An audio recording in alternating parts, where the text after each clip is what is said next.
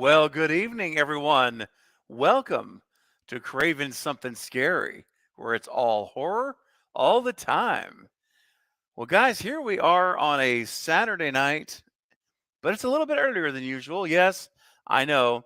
I was scheduled for 9:30 tonight, which is my normal time, in an hour and 25 minutes, but decided to shake things up and start a little bit early.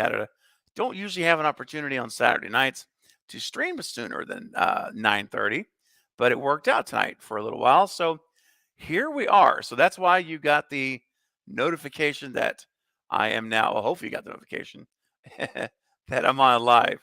So that's what's going on. And I do have a couple of guests joining tonight as well. A few guests here in just a minute. But in the meantime, I wanted to just say a big hello to everyone in the chat. And I see you guys are starting to come in now. With that sounded scary, and Callum and David, Nathan, what's up, Chunky Jordy? That sounded scary in the house. ZZM, of course, Sarah, I see is here as well. Nice. Uh, maybe seeing more of her in just a moment. John Best, what's up, John? All right. Nathan says Craven sounds a lot better. Thank you, Nathan. I do. I have been resting my voice. I just put out a video, um, actually 30 minutes ago. It's been out. I'm going over the cast list, official list for the movie, and also discussing the secret cameo role, which Paramount quickly had removed from the cast list. They don't want us to know about it, but it's too late. They put it out there. So, but they didn't say who it was. But I'll talk about that in the video. So if the stream's over, when the stream's over, check out the video. It's just been out, like I said, literally 30 minutes ago. Brand spanking newbie. Josh Evans, what's going on? Or Jason Evans, excuse me. What's going on, Jason? Oh, wow, Colum. It's lunchtime. It's in South Australia. Wow, that's incredible. Well, I'm glad that we're able to come to you today on Sunday. You're in the future. You are literally in the future right now. Man, that's amazing. You're speaking back to the past. What's up, David? Hope you're feeling better. Thank you, David. I am. Still recovering. Don't know how long the stream's going to go tonight, just so you guys know. We may be with you for an hour and a half, and if my voice starts to go, then we're going to all go as well. We'll follow the voice wherever it may take us tonight. What's up, Pluto? It's always good to see you, my friend. And Mike Mullen, Olivia in the house. And Coach Chiefs Rivera, welcome. David Lewis and the General in the house tonight. The General's in the house tonight. Yeah. All right. Good to see you, my friend. Oh, John said, I just got done watching your last video. There you go, John. See, John did it right. John watched the video and then jumped on the live stream. How about that? Well, I hope you enjoyed it. Awesome stuff. Okay, good. Excellent. You know, another good friend of mine, the Bearded Entertainment, with the $2 super chat saying, let's get this party started. You know what? I'll revisit that super chat in just a moment. And my friend, bye-bye, Polar. What's going on, Polar? I have a feeling I'll hear more from you in a minute, too. And what's up, Magnet? All right, guys. Well, and Caden McCade. Hey, what's up, Caden? And for my newest channel member, The Life of Davy, what's going on? Glad you're here on the stream. Appreciate you joining the channel family, the inner circle of the Cult of Craven. You are now part of it. It's awesome. Thank you so much. Warm tea, water. Thank you guys for all your great suggestions. And Michael Joe, Colby. What's up, Colby? All right, guys. I think I got everybody that's spoken up as of now. All right, so let me go ahead and Apollo sneaking in here just as I said that. What's up, Apollo? All right, man. Okay. Now, tonight we're going to talk about Scream, this little movie coming out March 10th. You may have heard of it. Scream 6 to be exact. Lots of fun stuff to talk about. I was telling the crew backstage, it's like Christmas right now again. Excuse me. I'm very excited. And I love the theories. I love everyone's theories. I don't care how outlandish they are, how unrealistic they might seem to some. I think they're all amazing and they're fun and we should enjoy them. And if you have a conviction and you believe someone is who's assumed dead is alive, like I do, then you stand behind it and you rock it, own it, and don't let anyone discourage you. This is great. This is what the whole point is. The whole point is that we have fun, FUN. So, on that note, let's bring on some folks here that's going to help us have fun tonight. Ladies and gentlemen, please welcome up first on the panel in the order in which I saw them pop in on my side.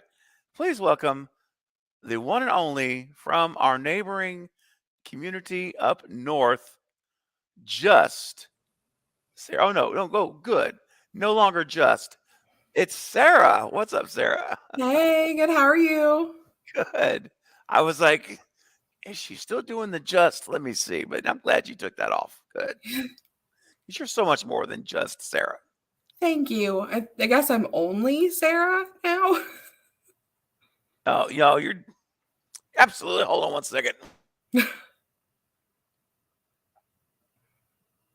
Wowzers. Man, I tell you, I've been babying my throat all day, and it's like I talk for 9 minutes, and it's like, oh, you think you're gonna do that again, are you? Okay. We can do the talking tonight. Well, I'm gonna lean on my friends a little bit here tonight, Sarah, like you and everyone coming in tonight, just to kind of lengthen the time that I'm able to do this tonight. So let's go ahead and continue on with next guest who came in after Sarah is no stranger to the channel. None of my guests tonight are strangers to the channel. They're all pillars of the community, all incredible supporters of me and the channel. Please welcome the one and only, my first ever super chat of my entire life. He holds this spot forever, Mr. Eric, the Bearded Entertainment. What's up, What's dude? going on, man? Sorry, I got distracted. As soon as you started introducing me, I saw someone in the chat say Stu is dead, and I'm like, well, I gotta respond to that. Oh my gosh. So yeah, I see Michael Joe. Michael, man, quit fooling around, Michael. Come on, man. You know what's going on. You know what's up. I mean, the problem with Stu staying dead is that he had to be dead in the first place, which he never was. So. Well, you have to die once to stay there. I mean, that's exactly right. Thanks for having me again, of course. Oh, you're welcome, Eric. Always good to see you, buddy. Next up is another great guest of the channel, and she is a load of fun, and just love hearing her takes. Please welcome Bubba Polar. What's up, Polar? Hi, everyone. Hey, it's good to see you. Good to see. Can you see me though? Can you? Yes, right now. Okay. Woo! Fingers crossed. You're moving. Okay, awesome. And I will just chime in with a little Stu. That's right. And what's up, Becky? By the way, good to see you. I see you popping in there. All right. Okay. Next up is my. I believe it's gonna be my last guest for the stream. As best I can tell. You just never know. But as of right now, it looks like it is. Please welcome my good friend, the one and only Brett James Bishop, to the house. Hey. Wait, just a little bit extra for you. I love the Hey, extra. buddy. Wait, hey, buddy. Hi, everyone. Hi, everybody. Yeah. Hey. By the way, let's bring this. Let's have this weird moment ready. Yeah. You can die and come back because I actually have.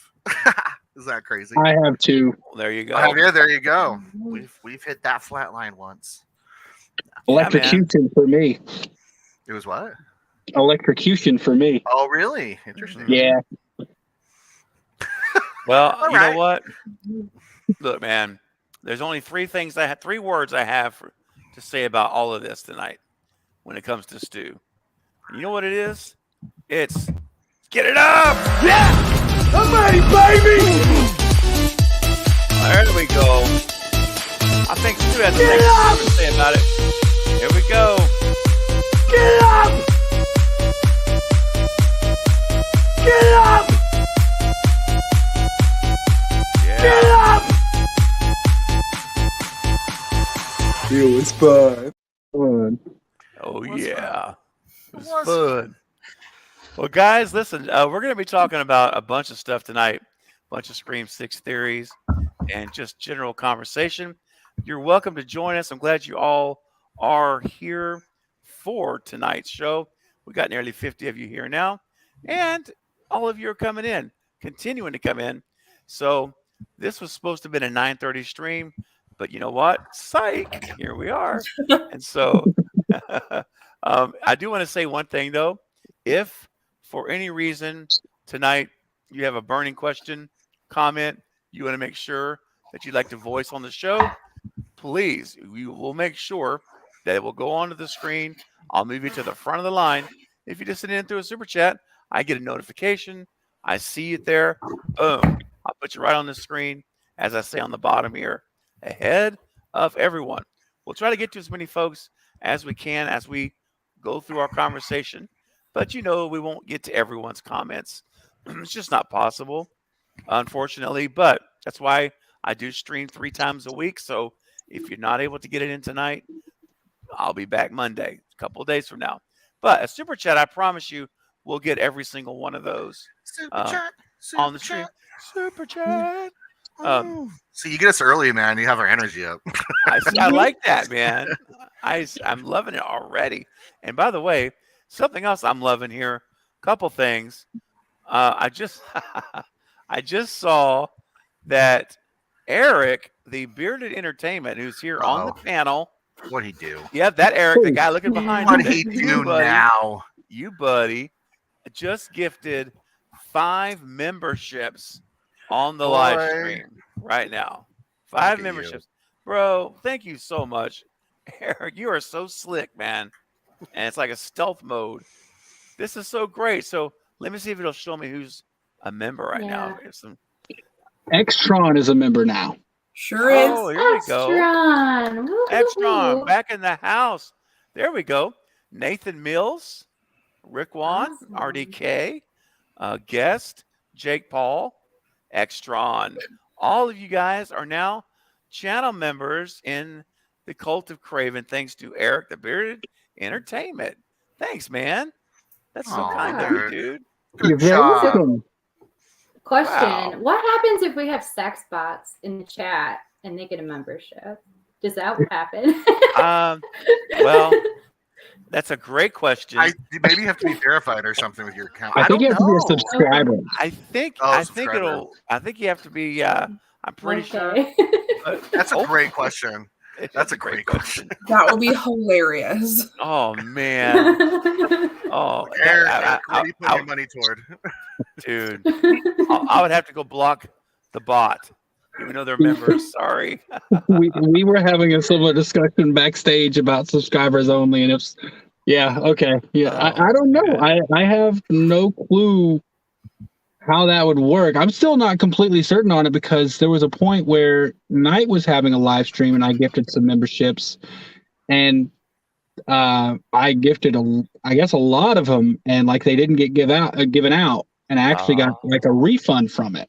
I don't know how it's supposed to work. Yeah. So if people don't have allow gifts turned on, they can't claim them. So if you hit a point in the stream where everybody is either members or they don't have gifts turned on, your gifts get refunded to you.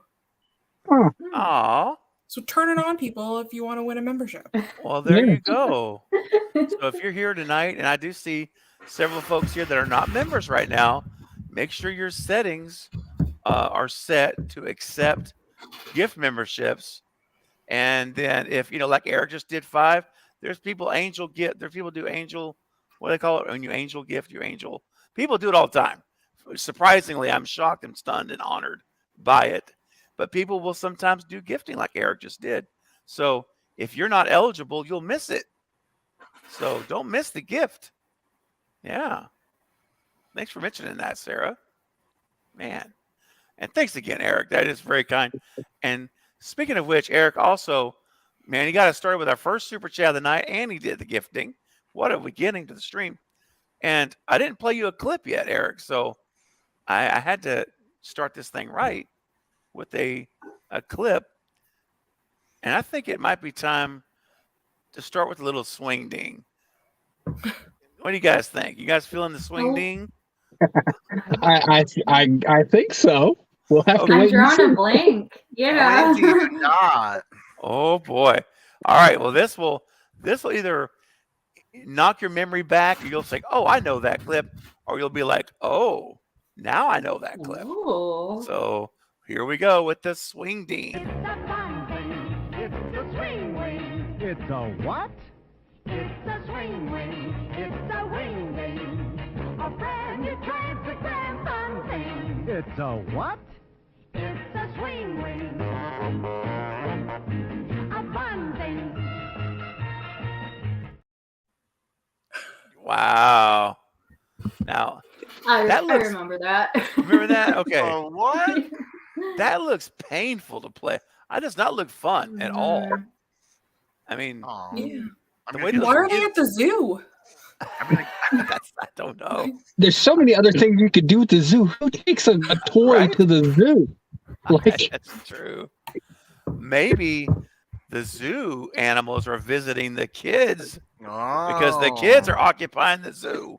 Oh. that was a big twist in Tales from the Hood Part 3. Oh wow! Spoiler Spoiler alert! alert. I'm sorry. Come on, y'all. Y'all really gonna go watch Tales from the? It's like several Not years now. old at this point. Like, Not now, Eric. Thanks. John says, "Good way to get whiplash." Exactly. You know, it strengthens your neck. I'm still getting you one, Craven. Deal with it. And Hey man, I'll take it, dude. yeah, we're I'll gonna make take a it. video at the zoo. Oh gosh. I was about to say, we better have a. If you do get one, I think that'd be a good. Can we mention the other shorts that you do on this channel here I mean, as your other character? Hmm. eh, You know, with technology these days, you can have both. I mean, it's true. I'm just thinking. Okay, I won't specify what it is, Yeah. but if you do get one of those, I think that person would probably make a video using it. Oh gosh. Sorry, I won't cross the streams now. I know, no, I could see that. No, you're right. I could see that happening, actually. That's funny. All right, guys. So here's what I was going to start here, and anyway, I just saw a comment from Alex, and I want to touch on this. So I'm going to put the comment up, then I'm going to show you guys something before I get into it. So Alex, it says, I'm starting to think Leona Liberado's character will be the opening kill in 6. So hold that thought for a second, because I want to show you something. It's in my video. It's been up for less than an hour. And let's see if I have it uploaded. Please tell me I uploaded it. I know what it is. Yep, I know you probably do. Eric with all the spoilers tonight. Whatever. No, it's not a spoiler. Hold on a second. He just knows everything. That is a good point though. While Craven is looking, no spoilers in the chat for anything. This Yep, is theories. Yeah. No, don't spoil anything. No spoilers, please. that's right. No spoilers, guys. Everyone who's been here knows, but if you're new, and there's a lot, then that's very possible. This is a spoiler-free channel. We do talk theories, speculation all day, but anything that's a real known spoiler, we don't do that here, please. Much appreciated. Okay, so we finally got the cast list out, and we know that Dermot Mulroney's character is Detective Bailey. And we know that he spilled the beans back in June, that his daughter is a victim, is what he called it, of Ghostface. We don't know if that means if she died or not. We don't know, but she's a victim. And that it's the family ties that brings him in to this case. So having said all that, check this out, guys. Leona Liberado's character is Quinn Bailey. Oh. So we know this is now Dermot Mulroney's daughter is Liana Liberato. Well, Now, what's that? I just want to specify, technically, we don't know that it is his daughter. We just we don't. suspect they're related. Yeah. Fair enough. He can have more than one daughter. He could. Hey, that's true. That's but a good point. that is true. It's very true. He could have more than one daughter. But here's what: if we're going to be in the stripped down version as possible, it's not unreasonable to assume that there's a good chance this is the daughter that is he's talking about. Doesn't mean she has to be. All right, so there could be more than one. That's right. But if we're going to go off this theory, my thought was, and I said this in the video, is that I don't think she's the opening kill. I still think that the opening kill is Samara Weaving. I feel strong about that. But I do know, because they've stated a portion of this movie takes place on the same night as the opening, which means, unlike the usual opening kill, we start day 2. This is going to spend some time on that night. I do think that probably we lose Liana Liberto's character in the first 30 to 40 minutes of the movie. And I think that's how we get Dermot in as early as possible as like the lead detective. So that's the kind of the ground stage I wanted to set. And so, Sarah, what do you think about that scenario? I'm with you. I think Samara Weaving is the opening kill. I think Liana is going to die, whether she's the daughter that he was talking about or whether it's like a sister and he's already like involved. I think she is going to die, but I don't think she's the opening. Yep. 100%. I agree. Eric, how do you feel about that character? I think, well, to go back really quickly, what you said about Samara being the opening kill, I think one of the things that might set Scream 6 apart is there's going to be more than one opening kill happen at the same time. Mm-hmm. I think we could get, I think we could get 2, maybe even 3 opening kills, because if a lot of it takes place on the same night, if we assume that's the first night, when you get just a bunch of kills, boom, one right after the other, you would have to go in quick succession before news starts getting out, because that's when, people start getting a little bit more on alert when it comes up. Anyways, in terms of this, I don't think she'll be killed. Interesting. Okay. If Dermot Mulroney, Mr. Bailey, Detective Bailey, is in on it as a Ghostface, which I kind of suspect he might be, I think it could also be her helping him out. Oh, what if her attack's a fake out? I don't even know if she's attacked. As of now, we don't really have any. The reason I was pointing out that she doesn't have to be his daughter is that we don't have any evidence that she's attacked at all. We just know his daughter is attacked. We know his daughter, but we don't know that she's his daughter. Like there's everyone in those, that family would have the last name Bailey. Hypothetically, she could be a niece. She could be a cousin. Like, she doesn't necessarily have to be his daughter. So there's nothing saying she's going to get attacked, but it could be she gets attacked and it's a fake out.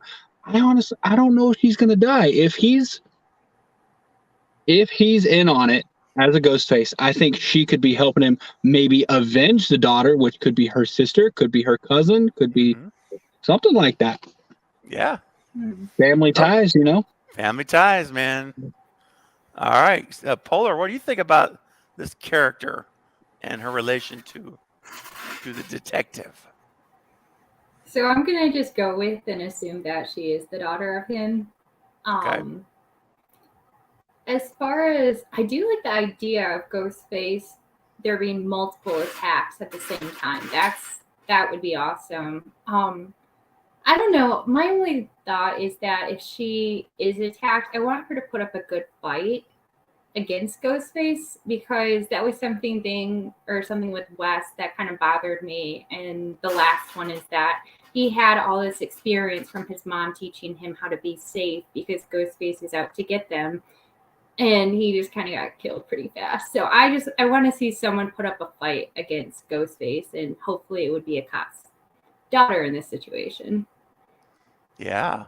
Okay. I want someone to scrap with Ghostface, like give him or give them, because we were thinking maybe a cult. I want someone to give them a good fight. Definitely. All right, Brett, what are your feelings on Liliana Liberado's character? I've been kind of out of the loop lately, so this is all kind of newer for me. But from that maybe is a good thing, so you get a different perspective. Yeah. But I think that she. No, it's hard to say. It's hard to say this early on. Obviously, I think if the detective's daughter was killed, I don't think he'd be so calm in the trailer, if that makes sense, especially if this thing's taking place in a relatively short amount of time versus like spread over days. I'm at least the first half of it, right? Something like that. Like the first scene's going to continue on through the first bit of the movie. Portion of it. Yeah. So yeah, I think I don't. So I'm going to say probably attacked but not killed. Yep. And my question I have for Eric really quick is, when you say multiple deaths, multiple attacks in the first scene, how do you mean that differently than how it's been through the first 4 films when there's been 2 murders in the opening of each scene or opening of each movie? Like not at the same spot. Okay, that's what I was wondering. So like good. Yeah, Okay. Yeah, because we had like Stephen Orth and Casey Becker. Then we had I mean like. Someone else said it in the chat as well, but I know it's been highly suspected that Samara, but also it's been suspected that Tony, I can't remember his name. I hope. Yeah, Laurie's character might be an opening kill as well. What if they're killed at the same time in completely different locations? Like to kick this off, like it's hypothetically it's 2 Scream movies in one, where you have 2 Ghostface doing separate things for the same plan. No, great, yeah, like that. And I saw someone in the comments saying they want to see 2 Ghostface in the same frame. I'm like at this point 99% sure we're going to get that because of that part in the trailer. Yeah, where you see Sarah, Tara, and Sam. Yes. Yeah, where you see them like back to back looking, like I'm pretty sure they're each looking at a ghost face. So we're gonna get it. Oh, we got that in the opening of Stab 6. Come on. Stab 6. We did. Oh gosh. Hey, real quick, Jeanette Holland saying hello all. Just want to say I love the channel. Thank you, Jeanette. I really think Tara is one. She's the only opening kill to survive. That's no accident, in my opinion. I hate to say it, but I think Gale would die. Might be the event. Trust me, the whole Tara surviving is sus. It's never been done like that before. It is. So you're 100% correct. Real quick too, I see that Callum Gardner says, "Member me, baby. I bought my own because I couldn't receive any gifts before." That's Sarah mentioning gifts. Thank you. Everyone, team effort gets me in the door. The Bearded Entertainment.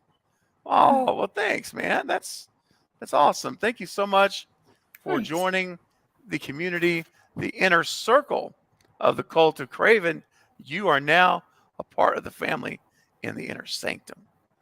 That's awesome. Thank you so much. That's so awesome. Really appreciate you. And also, Hollywood Guy coming in with the $5 super chat tonight. Thank you, my man. Says, how do you think Ghostface isn't after Sam, but instead is after Gale? Could that happen? So basically you're saying, could Ghostface's main target be Gale more than Sam? Interesting. Brett, let me start with you, and we'll go opposite order. I would love that because the more Gale I can get, the better. And in fact, I've created a couple new sources on my Scream scoops, and that's one thing I said. Don't tell me anything crazy, but do let me know if you know for absolute sure that Gale dies, and beforehand. Just let me know so I can get ready for it. I won't tell anybody. I have to emotionally get ready. Because she's my spirit animal. Her character, this is so silly, but it's true. Her character got me through high school. Like, just the type of character and the strong person. Like, I'm serious. Like, Gale is like right here. So I'll be sad, but I am preparing for it. But I would love it if Gale was, obviously not the replacement for Sydney, but definitely had more of a story arc than the investigator role she plays in every film. So, yeah. Except she didn't play that investigator in 5. I actually missed that in 5. Well, she still showed up. That's what I meant. Like she's covering the story. She's investigating what's going on for the story. That type of idea. But in a much limited capacity. In 5, it was almost just like they were there as wall decorations for all of us OG fans, but they didn't really let them out of their cages to go. Yeah. You know what I mean? Even for sure. I want Saucy Gale. So maybe she felt very tamed. Yeah, because of that though, with 5, maybe that's will be that redemption thing with 6, that she can actually get back in the game more. It looks like she has the shrine, she discovered it, or it's hers, whatever that is, and she's kind of almost the authority they went to. It looks like anyway in the trailer, and she knows insider things that the other ones didn't. So I don't know. Yeah, I think we were talking about this a little bit earlier offline. I really think. And I'm going to get Sarah. I'm going to get to you too on this question, but sorry. I know I saw rabbit trailing, but I don't think she owns the shrine. I think she's made aware of it somehow, because you see her going to the shrine and opening the door, and so she definitely has knowledge. I just don't think. I don't think she actually is. I think someone else has tipped her off in the news. Is my guess. And my order's all jacked up now. There you are. Yeah, and it also just seems it does seem that Kirby and Gale are working together in some capacity. They're in communication somehow. And I mean, that could be misleading. Again, trailers, how they work. Where I believe is it Hayden that says this is unlike any Ghostface we've come across, or whatever that line is. Is that Kirby's voice saying that? Yeah. Okay, so just saying she didn't seem so surprised walking into the shrine as Gale, or along with Gale, not being surprised because they already knew what it was. So I don't know. It's gonna be interesting. Oh yeah, 100%. Now, Polar, did you have anything else you wanted to add about Gale? About the Gale motive? Yeah. Or I would prefer Ghostface to be targeting Gale over Sam, just because I prefer Gale. I'm all about the legacy characters. And plus, we've talked about it so many times, we want Ghostface calling Gale live on TV. So if he gives her 2 calls, the motive would have to be targeting Gale, so that we could get that fix that we really want. Yes. Now, Eric, do you have any additional thoughts, Eric? What do you think about this, going after Sam? I mean, Gale more than Sam. I think it could be, and I think it plays into the if Detective Bailey, Dermot Mulroney's character, is part of it as a Ghostface. I think part of motive could be to kind of get rid of everyone who's associated with it, because Gale, in the end, has been profiting off of a lot of people's death, because she's written books about a lot of it and made a lot of money from it. So, and the Woodsboro murders kicked off the Stab franchise. So a lot of the stuff and part 5 was directly because they wanted better Stab movies. So most of the people in part 5, you can kind of trace back to Gale being a little at fault in terms of writing the book that kicked off that franchise. So I think it could be Gale and someone just wanting to get rid of everyone associated with it to try to stop it once and for all. Yeah. And I like it better because I I just think Gale's a better, more interesting character than Sam. So Right. it would make more sense. And if we're going all the way back to the beginning, it doesn't make sense for it to be Sam because, like I said, when we're talking about the shrine backstage, like most of that stuff doesn't mean anything to Sam. Like a lot of this is over Sam's head, for lack of a better phrase. So it would make more sense if it was Gale and Sam kind of just gets caught in the crosshairs. Now, if it was a shrine to just Billy Loomis, that's a different conversation. But it's not. It's all of the stabs. I mean, it's everything. It's Jill. It's they're all there. Mrs. Loomis, everybody's there. So, yep. Go ahead. I did have a question, and this is about a theory because you and I have discussed before the theory that it's not actual killer, actual like scream souvenirs, for lack of a better word, versus stab stuff. Right. There's a hiccup in that theory. Starting at part 3, or let's say 4, there shouldn't be any more. There shouldn't be any more stuff from Stab, because if we remember, after part 3, it said that Sydney sued the studio so they couldn't make any more movies about her life, which means any memorabilia that comes from 4 or part 5 can't be Stab stuff because that stuff couldn't have happened in Stab.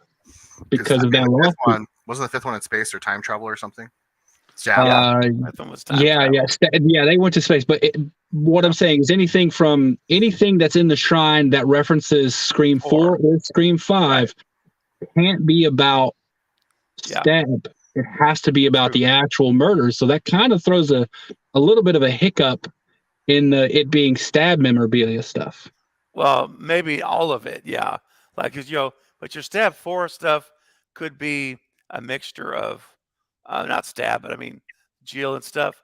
It could be real, or it could be replica, of what she wore, or it could be the real thing.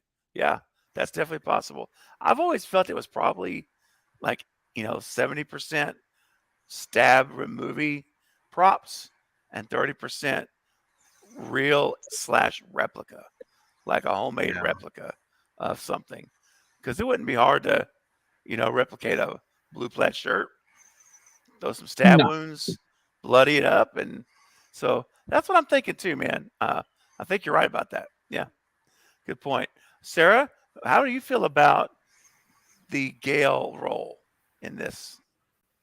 Yeah, so I kind of agree with what's been said. I would like it to be more Gale focused rather than Sam focused, purely for selfish reasons. Like, I like Gale. Yeah. I want to see more Gale. I just prefer her to Sam. So if making her the main target just gives her more screen time, I mean, obviously I don't want her to die, but I mean, just give me more Gale. Yeah, definitely. I'm all for it. When I heard the initial rumors, like speculating that Gale is going to have a more prominent role, I got real excited. And I was like, oh, because I want to see the Gale of Scream 1, 2, and 3, and 4, where she's out there just hammering it. I want to see that. So maybe, and fingers are definitely crossed. Now, Hollywood Guy, thank you so much for your generous super chat. And I do think it could happen. You're right. I think we may get a much more of a 50-50 kind of feel personally. I hope that's what it is. Like 50% lead is Gale, 50% is Sam and Tara combination. And of that 50%, 40% Tara, 10% Sam. That would be amazing, but probably not likely. All right. Hollywood Guy, let me get you a clip, my friend. You always bring such great questions and comments. So, you know what? We're going to hit a little bit of some safety here. And you know what? No, heck with that. Let's go with counting your fingers, because it's important to know how many fingers you have on your hand at all times.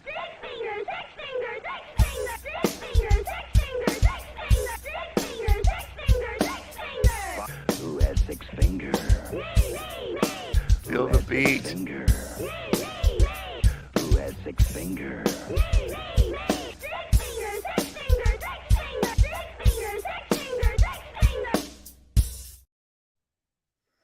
Yeah.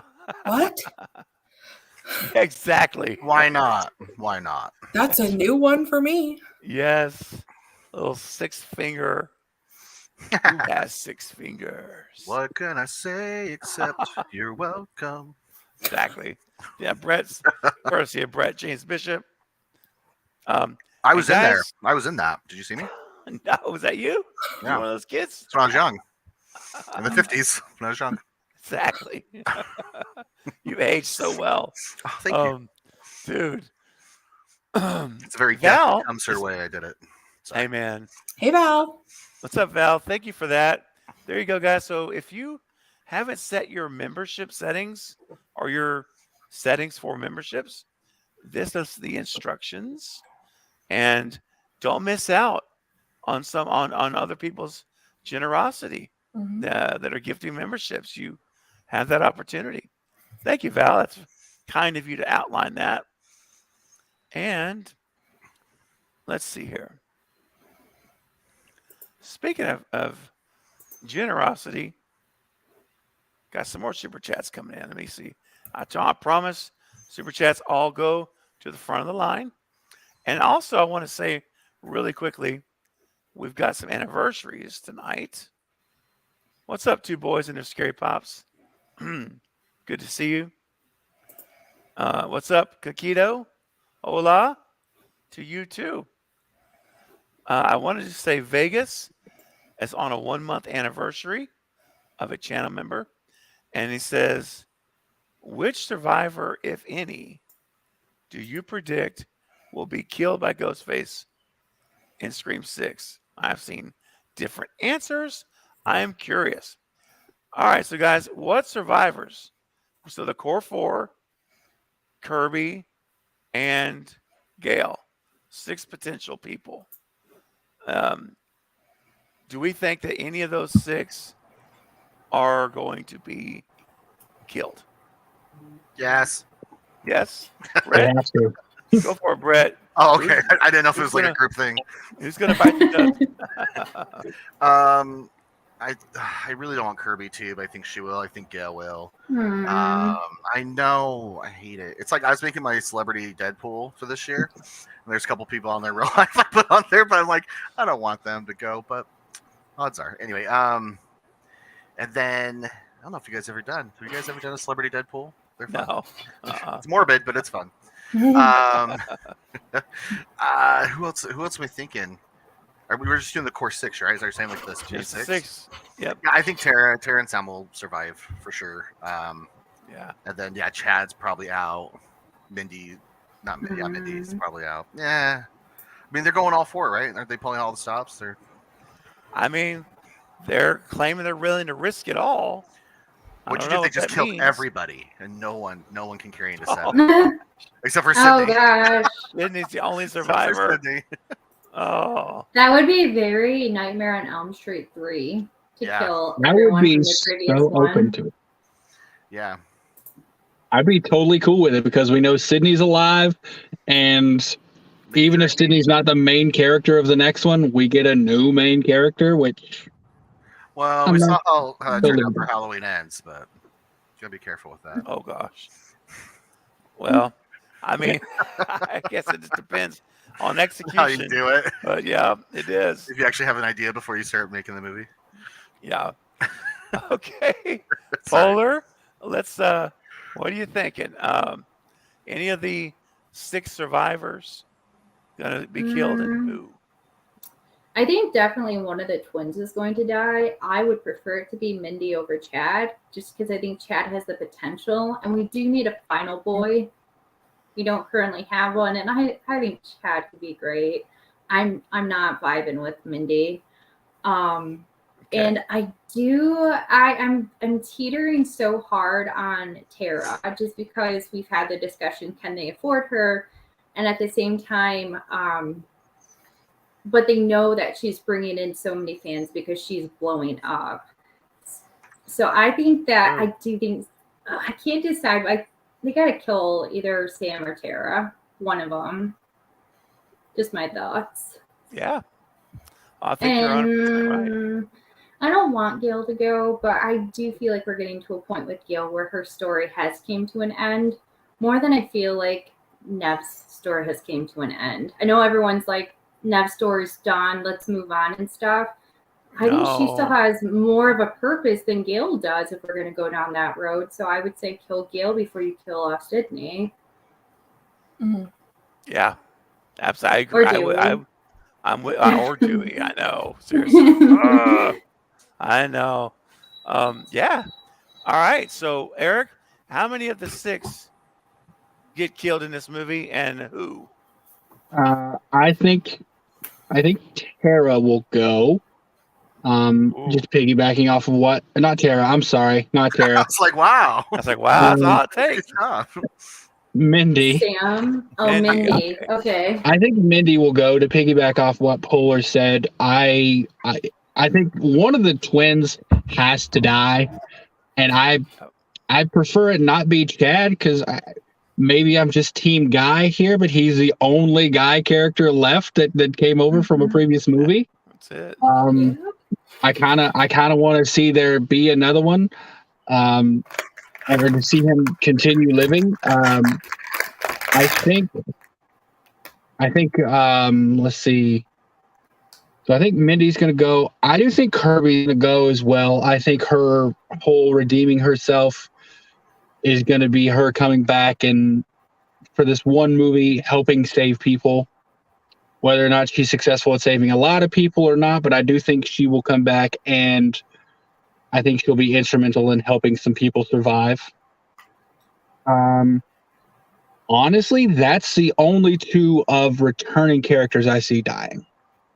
I think we've got how many new characters? We got Jack Champion, Henry Zerny, Dermot Mulrooney, Josh. You need 6 fingers to count on each hand to count all these. Well, that's 14 total. Including the 6? Including the 6 is 14. Okay, so there's 8 new characters could potentially. That's 8 potential dead bodies that we could have. We don't have to make it all 14. I don't think Gale's going to go. I don't. I don't think they're going to do that without Sydney being present. And I mean, they could. I'm not saying they won't, obviously, but the quota for killing a legacy character, I mean, I don't think it has to happen every movie. And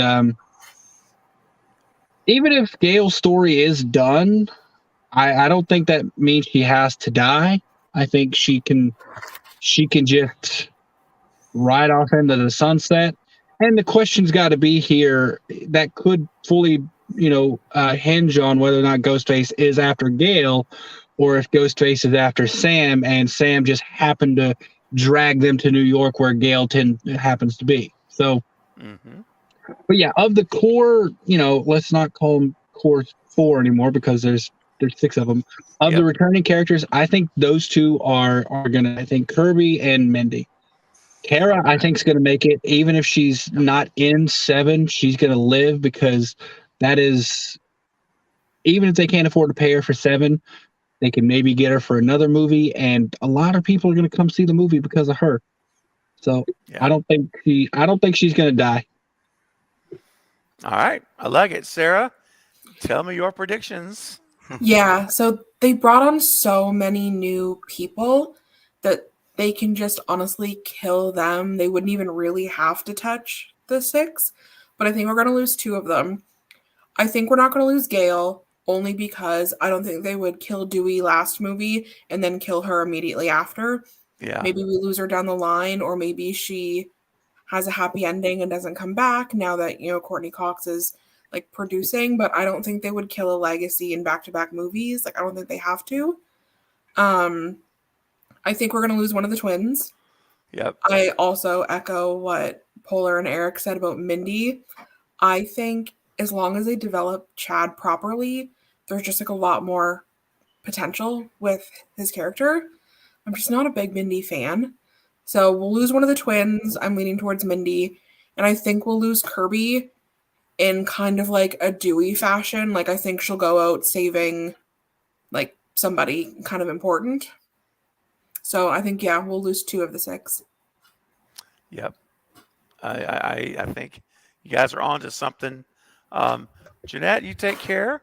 Hope you have a good night at work. Appreciate you. And yeah, if we're here, great. If not, check out the replay when you get done with work. Thank you so much. I'll say this.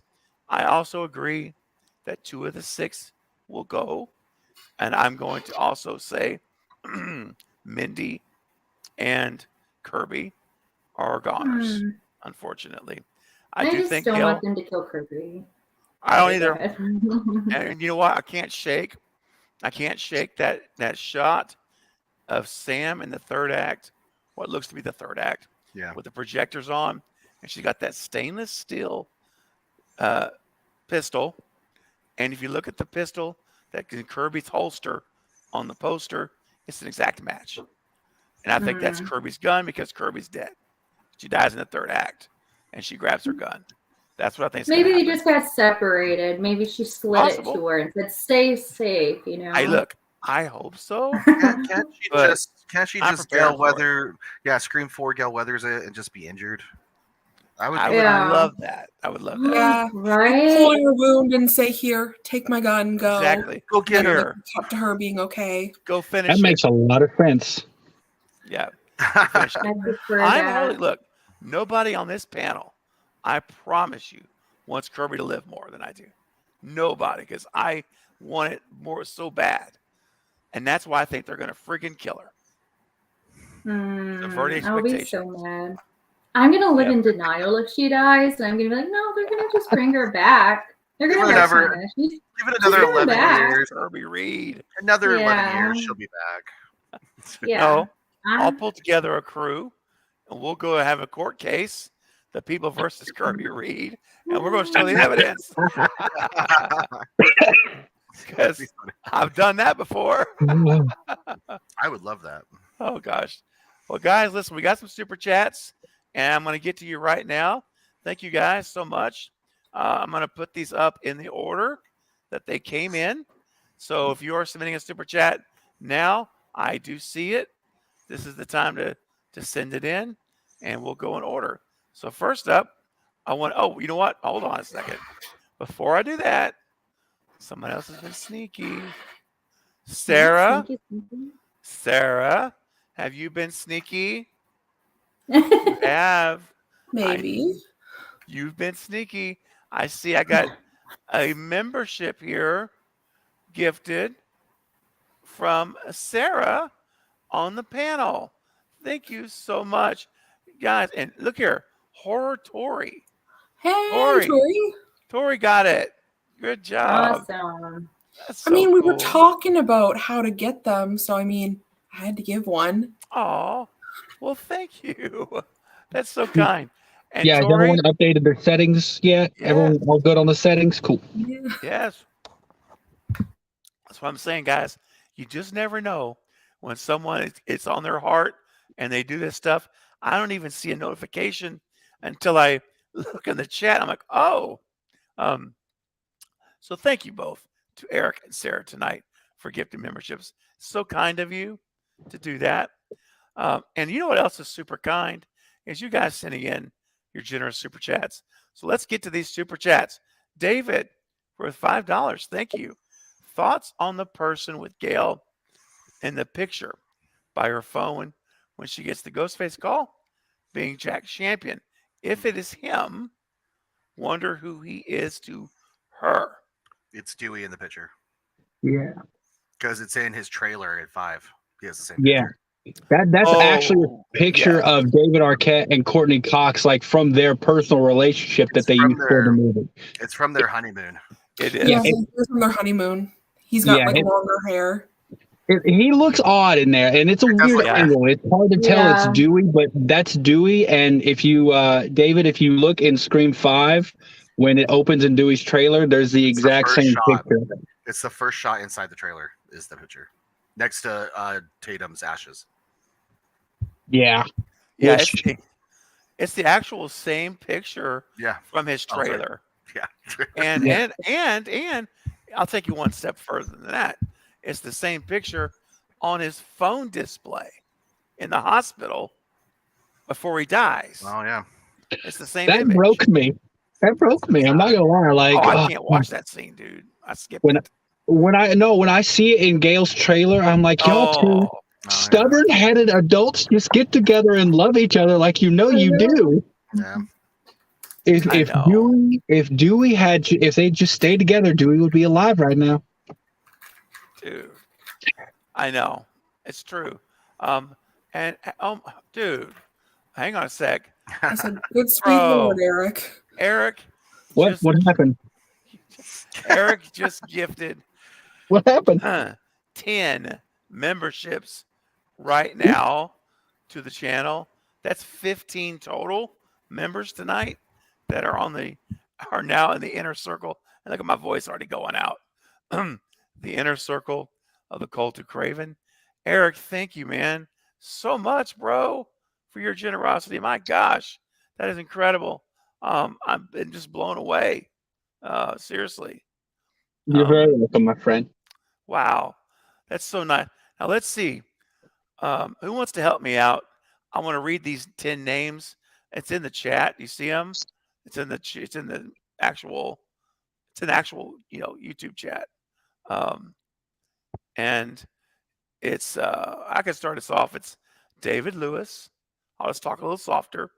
A Time Traveler, David, Ernie Bird, John Best, Weekend Weakling, Hollywood Guy. All right, Hollywood Guy. Marie, Marquise, and Mitchell Kaufman. All of you guys are now members of the Cult of Craven, thanks to Eric's generosity. So welcome to the team, guys. You're in the inner circle. And Eric, thank you for knocking the door down for him and getting him in here. You're very welcome. That's so kind. So David, yeah, that picture is of Dewey. And thank you for your generous super chat. And you know what? This makes me just want to make sure that everyone's being safe. And so Sarah's like, yeah. I These are know. my favorite. I know. And it's so funny to have to say, Sarah and I recently had a discussion offline about Murder, She Wrote. And we both are big fans. Yeah. And I've been watching an episode every night before I go to bed now. Like every Awesome. night. And I just love it. And I think of you every time, Sarah, I watch an episode because I know that we share that affinity. And Oh, good. so I'm watching them again. And I'm just loving the memories watching those old shows again. I know every time I'm watching them, I'm like, I'm sure Steven's seen this episode like 4 times. Yes, same. So Same. good. They're all so good. They are. And I swear, I know it's not horror. I know that. But one of these nights, maybe we'll do like a 3-episode marathon of Murder, She Wrote. And just watch them together. That'd be so funny. Yes. Yeah. So there's this kid in 2 seconds. It's funny though. There's this kid in high school back when I was in high school, and my sister and I convinced him that Angela Lansbury was our grandma. And we're like, no, he's our What? grandma. She's our grandma, like whatever. And then the choir teacher walked in, didn't know anything what we were talking about, and he turns to her and says, "Is Angela Lansbury really their grandma?" And she just played it. She's like, "Oh yeah, how is she?" And like we kind of talked for a minute. So last year, I haven't seen this kid in 22 years.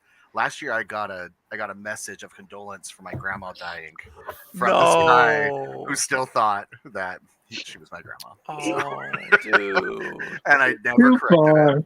Yeah. Go back to it. I didn't even think about it. Once it was done, I was like, whatever. But Your grandmother, the Dame Angela Yes. Lansbury. That's like, I come right. from royalty. Yeah, right. What a legend. She was amazing, though. Yeah. She really was. Well, we may have to do that seriously. But until that time, let's make sure we're all safe, no matter what our jobs are, so that we can be there for that watch party. So watch out, guys, for flying tanks.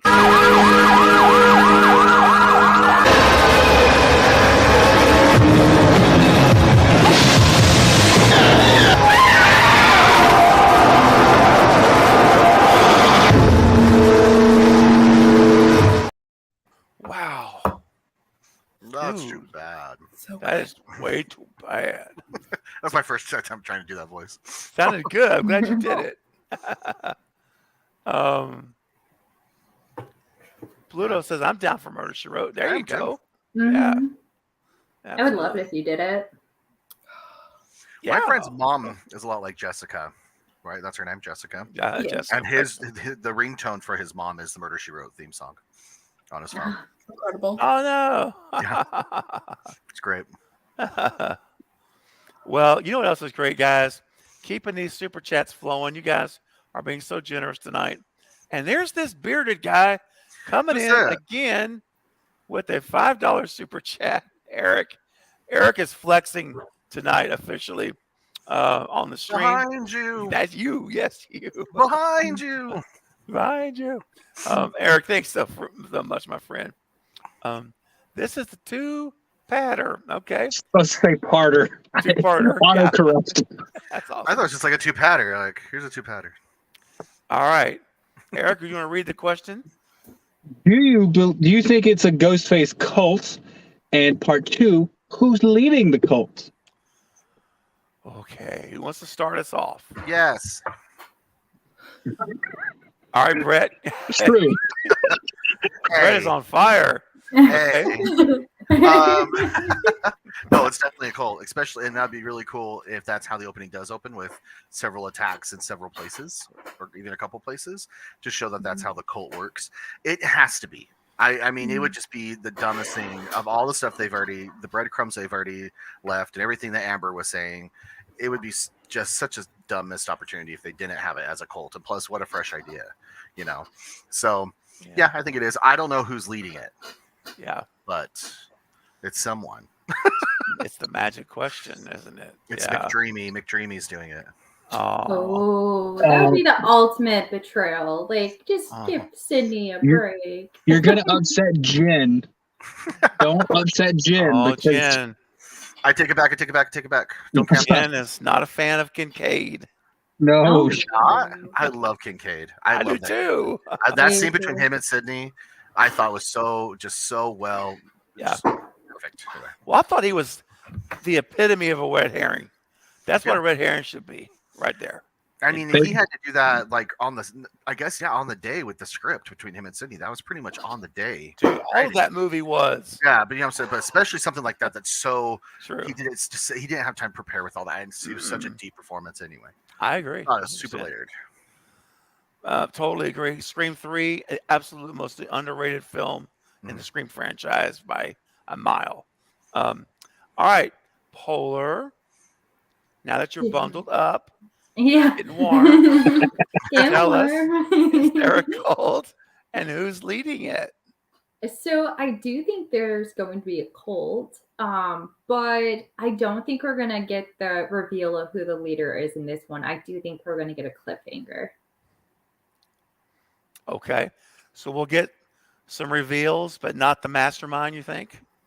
Yeah, that's what I saw. A lot of people are like, oh, Stu's not the mastermind, it's Randy. And I'm like, I'm not buying that. No. If there's going to be a mastermind, I do want it in the end to be. But I do have a second thought about Stu being the mastermind. In the original Scream, he almost blew their cover so many times. So that's one thing I do worry about, is if he is the mastermind, like, would he actually be able to orchestrate this? I feel like Billy was the brains and Stu was the muscle. So maybe Stu has an idea, but he's not the actual one calling the shots. He's just part of it. Like he's the VP of the cult.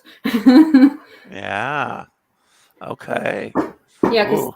Billy had to keep him in check. He almost even just at the water spout. What is that thing called? He was Oh, the fountain. There was like The fountain, 3 thank different you. scenes where he almost gave it away. Yeah, so that's my one concern about Stu. It's just like the boy loves to talk and he has too much fun with it. And Billy, you know, he kept him in check. So that's just something I've been thinking about lately. But I will say one thing, and I agree in that dynamic when he was 17-year-old kid. But I wonder at 50, it's a lot of years. That's a lot of experience. And I can tell you that while I'm similar in a lot of ways to who I was at 17, and in a lot of ways I'm not. You learn a lot as you get to be around 50, which is where I'm at. I'm knocking on that 50th door. So I think to myself, when I think about Stu, I think of him like I think of myself. Again, I'm not a psychopath, thankfully. But Exactly what a psychopath would say. all right, let's see. I gotta keep my cover. I'm kidding. But I'm just thinking like the maturity factor is something that we need to always keep in mind, because just living those years, he's going to be not that same guy to an extent. So I don't know the answer either, Polar. You could be right, but I think he's going to be a much more hardened, matured kind of personality to go with that warped humor and that psychopathic DNA he's got. But again, that's how I would write him.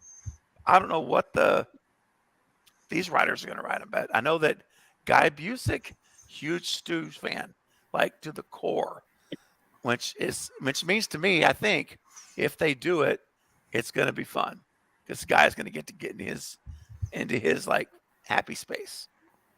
But anyway, we'll see. Good stuff. Eric, go ahead, man. Just tagging on to what you said about him growing older there. Also part of the thing that would have to happen, there's just no way around it. If he is alive, he would have to have learned some kind of self-control to stay in hiding, because he's been living. I mean, and actually I have a theory. I poked fun at the Stu haters a little bit earlier in a little short, that he wouldn't actually have to hide that much. But in the beginning, he would have had to have some sort of self-discipline to stay in hiding. And also you can't imagine he'd be exactly the same after the ordeal that happened at the end of Scream 1. He would have learned from that, and probably my assumption is he would have been studying everything that's happened since then. He would know about all the killers, what they've done, and everything. And he would have, he'd mature a lot and have learned some self-control to a point where he wouldn't put himself at risk unless it was his final goal. Like his end game was in sight. So I think I agree. Yeah. I think it. I think it's Stu. I mean, I'm just gonna say it. I'll be the one to throw it out there, but that was my theory from the beginning, and that's what my theory still is. I do think it's a cult. I think it's Stu that's leading them. If we do get Stu in part 6, I think it'll be very, very quick at the end, if at all, where it's just a phone call. We just see him for a split second, and then it shuts off. And then theories are going to go crazy for however long it takes for them to get Scream 7 out. Oh, boy. Could you imagine a 2-year gap? We got to wait till 25. Be torture. I want y'all to know, I've got conversations from Reddit saved. And I don't like to think of myself as petty, but these are like 2-year-old conversations. As soon as I see Stu on screen, I'm going back to and replying directly to people who have personally insulted me for saying I believe Stu could have survived. Did you say, hey Eric? Did you just say Stu on screen? Yeah! I'm ready, baby! Get up! Come on out there, guys. Get it up. You're on that Stu train. Get it up. Get up! It was fun. Yes, I did. But like I said, I've got at least 10 conversations, like subreddit threads saved for when I see him on screen. I'm going back to him, and I'm just going to be like, I'm the same message on every one, just in all caps. Well, this aged well, and then leave. Do it. What if he's just alluded to, but he doesn't show up on screen? Would that be good enough? No, because he's been alluded to before. Like he's confirmed to be alive, but he's just not in it. Oh, if he's confirmed to be alive, right? See, I don't know. I don't know if I would accept that because, well, like I would accept that. Let me rephrase what I mean. That I obviously would accept that as confirmation, but that's part of. Okay, I really quickly I'll go into it. I made a little short earlier on the irony of people who hate Stu, or not hate, but like don't believe he's alive at all. The irony is that would actually make it easier for him to survive because he wouldn't even have to hide at this point. If the people in the movie are like the people in real life who are just, they borderline demand that he has to be dead, then he wouldn't even have to hide. They could look and see him and be like, can't be Stu Macher, he's dead, and just go about their merry way. Like it makes it easier for him to survive that they think so highly that he's dead. I don't know. People still see Elvis. Hey, man. But Jerry the majority Glanville, of the world. That's because they want to see Elvis. Well, Jerry Glanville had will call tickets for Elvis at every Falcons and Oilers game he was head coach of. He had 2 tickets for Elvis at every home game. So, I mean, but you know what? At the end of the day, it goes back to what's reasonable or unreasonable. And if for anyone out there who doesn't think it's a reasonable proposition that Stu could actually be alive, there's a video. General Sarah, maybe, if someone could help me out and put a link in the chat to a video called "The People versus Stu Macher." Hi-oh. And I would encourage you all to go and watch that video and look at the information we present. And I think you'll find, if you objectively look at it, the overwhelming evidence is very much in favor of someone surviving those injuries. So I won't go into it now, but we've already done it. But it's in the chat. The link, I put it in there. Thank you, Sarah. So there's the link. Sarah put it right there. Good deal. Go check that out, guys, after the stream. Spend some time with it. Engage with the content. And have fun. We have a good time with it. All right. So, Sarah, let's get to your thoughts now on this super chat. We'll keep going. Do you think it's a cult, and who do you think's leading it? Would a cult be fun? Absolutely. Do I want it to be a cult? Sure. Do I realistically think it's like a full-on cult? Probably not. I'm going to say cult adjacent because I do think that there is like a mastermind leader and then at least one, if not 2, like other Ghostface that are kind of under him. Mm-hmm. So more pyramid schemey rather than cult. Mm-hmm. And I haven't really given a lot of thought, like honest thought, to who I think the killers are, but that's kind of because I don't want to know. Sure. I like being surprised. I don't want to really like get down and, do the math and try to figure this out. I like being along for the ride. Does that make sense? It does. Totally does. And, and I see it too like this. What you're describing, it's where we're calling it a cult, but what it may really be is a manipulator, a master manipulator who's got leverage of some type over someone so that it could be a blackmail scenario or they could genuinely, as in Dr. Stone, which is what I think Henry Zerny is, Sam's therapist, psychologist. I think he can have other patients that he's manipulated and groomed to carry out his bidding. And I think Yeah, that's what it's going to be. I think it's like a mentor-mentee kind of Yes. relationship, Yes. but I think there could even be like 3 altogether, like the one master and then the 2 minions, if you will. Yes. Absolutely. See, now, I know how the cult runs here for the cult of Craven, but when we're talking about the cult of Ghostface, it just depends how the structure is. But Eric, thank you for your Oh, generous super. Oh, look at there it is, Sarah. yeah. Don't forget the notebook. The notebook's so awesome. Oh, look at Pope with the Cult of Craven notebook. Wow. Man, you That's guys cool. rock. You guys rock, man. And we got some more super chats, so let's keep it going. 2 boys and their scary pops with a $2 super chat. Thank you, my friend. How do you think the kills will compare from the past? Ooh. All right, I'm gonna switch the order. So Sarah, you start now, and then I'll finish after Brett. I think, I mean, I'm going to keep this pretty quick, but I think there's going to be more.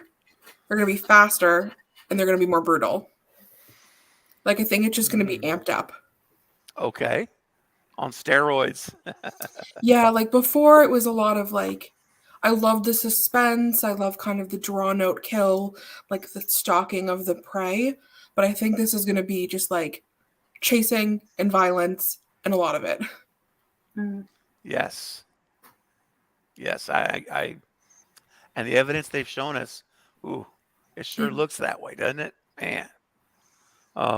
Eric, how about you, man? Yeah, I agree with what Sarah said. I mean, this is Radio Silence's part 2, and I mean, we know what Randy said about part 2. Body count's always got to be higher. Carnage, candy. So, I think that says all you need to say about this being their sequel. Yeah. Polar? I mean, we already saw that there's a shotgun in it, so things are going to be different. I really hope, though, that Ghostface drops the shotgun and it doesn't continue on with him, because I would like it to stay to the usual form of a knife. But yeah, I think it's going to be different for sure. It has more of a Hitman feel to it, where he knows what he's doing, the executor, Yes. So in control and like not like rattled. It's almost like been there, done that. Like a maturity in the way this guy's moving around. Yeah, he's not falling over himself like in the other ones. No, very different. I think you're right, and it could be. We could find out that if my theory of Henry Zerny is right, and it may not be, but if it is, he's got the bankroll for the shrine, and it's nothing for him to hire a professional. Yeah. I would want, the one thing I am sad about those is if there was going to be a hitman or anything like that, I would want Sydney to be the one to take him out, because she's just so badass, That would just be the ultimate fight. So we'll see what happens. But I do definitely think they're taking an angle more of gory, more brutal kills. Yes. Yes, I agree. Hey, Katie, real quick. One of my good friends, Katie, and moderators, popping the popcorn. Hey, thanks for stopping in. Made it to Florida, hopefully. Yes, hope you made it. I know you've been so busy relocating. Glad you're here. Brett, how do you think the kills will be in 6 compared to our previous films? Yes. I think that everything everyone said is absolutely on. I hope, I don't know, I suspect that the deaths will be a little more creative, though. There's a lot of stabbing and a lot of stuff. The shotgun being probably the tip off, the things are going to be different. But I would like just something really just different types of kills other than just stabbing. But yeah, but definitely like chase scenes, all that. It looks like they're finally kind of getting that back in there. And I love that ladder that they have to climb from one building to the other and things like that. Like get inventive like that, like the cop car scene in Scream 2. You know, get even though that wasn't like an attack, but like get stuff like that in there. That's what would be fun. Yeah. Because I don't think 5 had really anything like that. It didn't. So. No, not at all. All right. And for me, I'm with you guys. Don't have much more to add. I think that it's going to be more brutal, more kills, and I have a feeling it's just going to be a different tone, a darker tone than we've seen in Ghostface. So, yeah, I'm excited to see exactly what we get. Thank you two boys. Much appreciated. Panero Ghost says these channels are so dope. Well, thank you so much. By the way, if you guys are new, so we've got like about 90 people here now. If this is your first time joining one of the streams here, I want to ask you to first of all say thank you, welcome. My voice is a little rough. I don't always sound like this, just so you know. Getting over something with my voice, but I'm on the mend, slowly but surely. But if you have not subscribed to two of my guests who have channels, the Bearded Entertainment and Brett James Bishop, who, by the way, is working on a Halloween fan film, The Shape of Halloween, later this year. Go to Instagram. Yeah. Go to Instagram. Yeah. Yes. Go to Instagram. Follow at The Shape of Halloween. At Shape of Halloween. The Shape of Halloween is actually taken. Okay, so it's just at Shape. Got it. Yeah, at Shape. And it's funny, I contacted him too, and I was like, is there any, what can I do? Just free to change your handle. Like, take the out or something, and he wouldn't budge on it. But our production was in development a couple of years before he got that page. So lesson learned. If you're going to do a movie, go grab the page before do anything. it. But yes, sir. Well, so guys, make sure at Shape of Halloween. Thank you, Patty. There it is. Thank right you. there. Appreciate that. That's the one you want to go follow on Instagram. Yep. Brett's movie will be out later this year. As we get closer to the release date, you'll be seeing some premieres and all kinds of great stuff. So definitely subscribe here, everywhere else as well. We appreciate you. Look at Eric. He's silly. Eric, what's up, my man? Before I hit my next super chat, you go first. I was just going to say, can we talk for a second about the gun thing? There's a lot of people who seemingly have a problem with Ghostface using a gun. Okay. 6 out of the 9 Ghostfaces we've already had have used guns. Yep. Like Billy, Stu, Mrs. Loomis, Mickey, Roman. Everyone Jill. in the first 3 used him. Amber. Did Jill use one? Jill shot Trevor right in the jewel. Oh, She gave him. It was always in the third act. 7 out of 9 then. 7 out of 9. The only Charlie didn't use one. And that I saw, I don't think Richie used one. Richie held a knife the whole time, and so did Charlie. So other than those 2, every other Ghostface we've had has used a gun. I don't know why people are so up in arms about him using a gun. Like, Yeah. Well, I don't mind it. I mean, Jill had a double headshot in one of those scenes. I'm gonna let you play with that. Well, my thing is this: the shotgun. I'm sorry. I have no problem with the shotgun because it's the shop owner's gun. Mm-hmm. So Ghostface did not walk in there with the shotgun. He took it. He's So being to me, resourceful. yeah, he's resourceful. So I have zero problem with it. I'm like, yeah. and that's what I thought was going to happen from the beginning. Was that he was going to take the bodega shop owner's shotgun? Exactly. Yeah.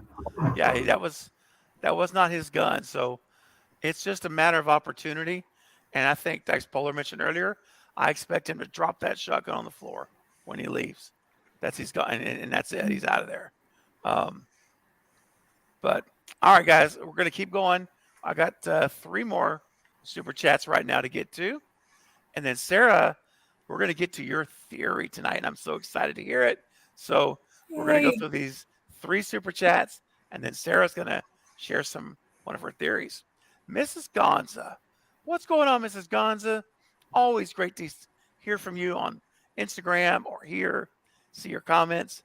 With the $5 super chat, random question for everyone. Bestie, marry, kill. Any character from the entire franchise. Let's go. Awesome. By the way, hope you're feeling better. I am feeling better. My throat's starting to get a little rough now, but we're an hour and a half in. So I'm probably going to go at least another 30 minutes and we'll start wrapping up. Okay, who wants to start off on this? Eric does. Eric, you want to start us? Okay, I'm still going through it in my head. I know who I would want to kill. Amber Freeman. Gone so quick. Bestie. Oh gosh, I'm so. Yeah, gone. Ow! Ow! Ow. Ow! Oh no. Marry. Who am I gonna marry? I'd marry Randy. Mm-hmm. We could just watch movies and talk all the time. And then bestie. You know what? You know who I'd want as my bestie? Haley from Part 2. That was mine. I think anyone would say that one. She was like ride or die with Sydney. Like Sydney's going to a safe house. She's like, I'm coming with you. We'll make sure. Of course, it was the downfall of her, but she was there. She was. So yeah, those are my three. Also giving out the great advice of smart people run. Yeah. Mm-hmm. Yeah.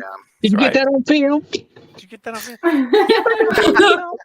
Yes, I'm fine. I see. I'm fine. It's stretched tightly across your forehead. Yeah, the exactly. best lines. So good. Okay. Who wants to go next? I mean, I got mine. Okay. I mean, it was easy. I mean, we're killing Amber. Like it was. There's no other option in my book. My bestie is Gale, forever till the day I die, which is gonna make my marriage to Dewey like a little awkward. But you never that know. would be tough to pull off. They might be progressive. They might be okay. It's very progressive. Yeah. You never know. For sure. Hey, they were divorced in 5, so I mean it's just They throwing it were out. in 5. You're right. So those are my picks. Okay. Very good. All right, Brett. Yeah, bestie would be Haley, and then I'd kill Jill, because y'all know how I feel about her. Now you're gonna make me put the Amber face on. No, dude. No. Unforgivable. Oh no. Apparently I do that a lot on this channel, so whatever. But but marry, who would I marry? I don't know. I don't want to say Randy because I just don't want to copy Eric all the time. But that's hard. Derek, what a nice guy. Derek was a great Just the type of guy you'd like to take home to mom if you had a mom. Yeah. Oh, so vulgar. So vulgar. Stop it, Eric. It's too good. Mickey is so overlooked at Ghostface. I saw someone in the comments saying that like he was irrelevant to the story. He was amazing in that, and he was perfect. Like he was perfect for what he was supposed to be. So I don't want to go off on that tangent because I'll be here all day. I love Mickey. Understood. I love Mickey as well. I know. Yep. Oh, Mickey, you're so fine. No, stop. Yes. Am I the only one left? No. No. Polar? You went already, right? I didn't know. Go Polar. What are you doing? So fun. All right. So my bestie would be Tatum. Oh yeah. Because you knew girls like that, didn't you? Me? Yeah. In high school, was that you? No, but there were girls like that in my high school. And Mary, this is completely shallow and all based on appearance, but I totally would marry Billy. And I would gladly kill Roman. He is awful. Oh man. He's so whiny. Dang it. I mean, I love Roman as a Ghostface, but he was kind of whiny. And when Sydney's giving him the business. Oh, that was. I mean. Yeah. Dude, I loved watching Sydney just beat the crap out of him. It was so enjoyable for me. It was like I beat liked him. watching Nev Campbell actually stab Scott with that pick Yeah. back, because that's real. She missed the last pick one. with Yes. his potting and Missed hit it. him with the ice pick. What? that's Wait, what? right. I didn't know So that. Nev Holy Campbell, cow. the second time she does the ice pick in, it actually stabbed into Scott fully. So his Oh. scream is real. That's real. Well, also, That's on the Still Screaming DVD that you guys should check out. Yep. Still Screaming documentary, I should say. when she stabbed Skeet with the umbrella. That's right. Yeah, his heart surgery scar. Yeah, that was The umbrella. So I think That's she's the scar reason. tissue. She's the reason they started digitizing blades and needles. It's all her fault. I mean, every time I watch, and I will forget when I showed my daughter Scream '96. I said, "Now look, there's this scene coming up here. I want you to watch Skeet's face." I said, "This is real pain.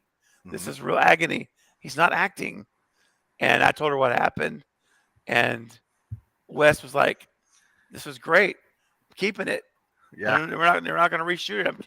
It was the real thing. How can you get better than that?" right. And Yeah, man. If a stuntman gets hurt, they keep the shot. So yeah, they should do it here.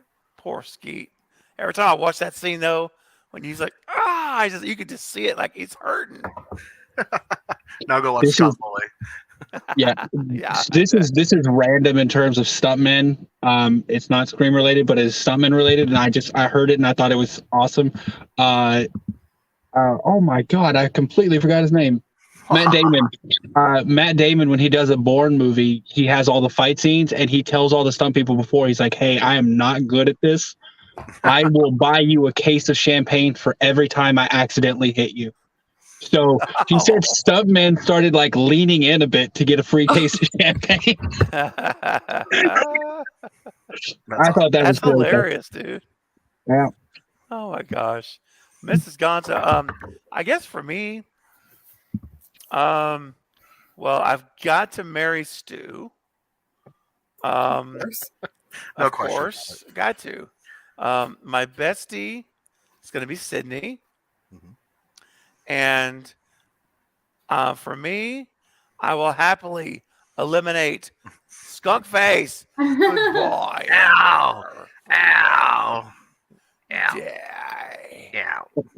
And just to respond to Night Owl 30, yes, there is a lot of Amber hate. Yeah. It would. Let me speak real, Eric, just to real quick interject. I have no problem with Mikey Madison. I have no problem with that actor person. The only thing I don't like is the fictional character of Amber Freeman. That's it. So make sure I'm very clear. Oh yeah, 100%. But the character, there is a lot of hate for that character because she's just scowling all the time. She's just not nice, not pleasant. I mean, we had Ghostfaces before, but they were pleasant. Yeah. This is her default. And this is her default personality, the entire movie. And it drives me bonkers. Yeah. It's just like me not liking Roman. I love Scott as an actor. I just didn't like the character. Yeah. Now, see, mine is the opposite with Jill, because I cannot stand Emma Roberts. You said that before. I will go on for years about it, like just how horrible a person she is. But from what I've seen personally 3 times, so it's not like a one-time deal. But I did like Jill and I like the character. I just wish the original actress would have been able to do it. Who was the original actress? Oh, I knew you were going to ask me that. I'll find out. It was a much better casting. So much better casting. Okay. I think she's from Twilight. Oh, please don't say Not that. Kristen Stewart. Okay, I was like, no. No, one of the, I think the friend who has the visions. I don't know. I'll look into it. Ashley Green? Yeah, I think so. Ooh. Ashley Green hated being famous, though. Well. And now she complains that she's not known anymore. I was like, well, that's kind of how you wanted it. You should have done Scream 4. Sweetie. You just can't be happy, can you? Actually, what was her last name again? Sorry. Ashley Green with an E on the end. Well, look, there's a lot of ways to be famous in this life. Sports, entertainment, whatever, YouTube, Twitch, TikTok. But the worst possible way arguably to be known as famous, is for losing an arm. I just figured I could reach over, make the measurement, and I'd be done with the job. I knew better than to wear my gloves when I was operating a lathe. I knew better than to calibrate while the lathe was running. It was a stupid mistake, and it's one I'll be paying for the rest of my life. Wow. Dude, did you see Sarah's face light up backstage when she realized when I hit play? She was like, No, "Ah!" we can't see her backstage. Only you can.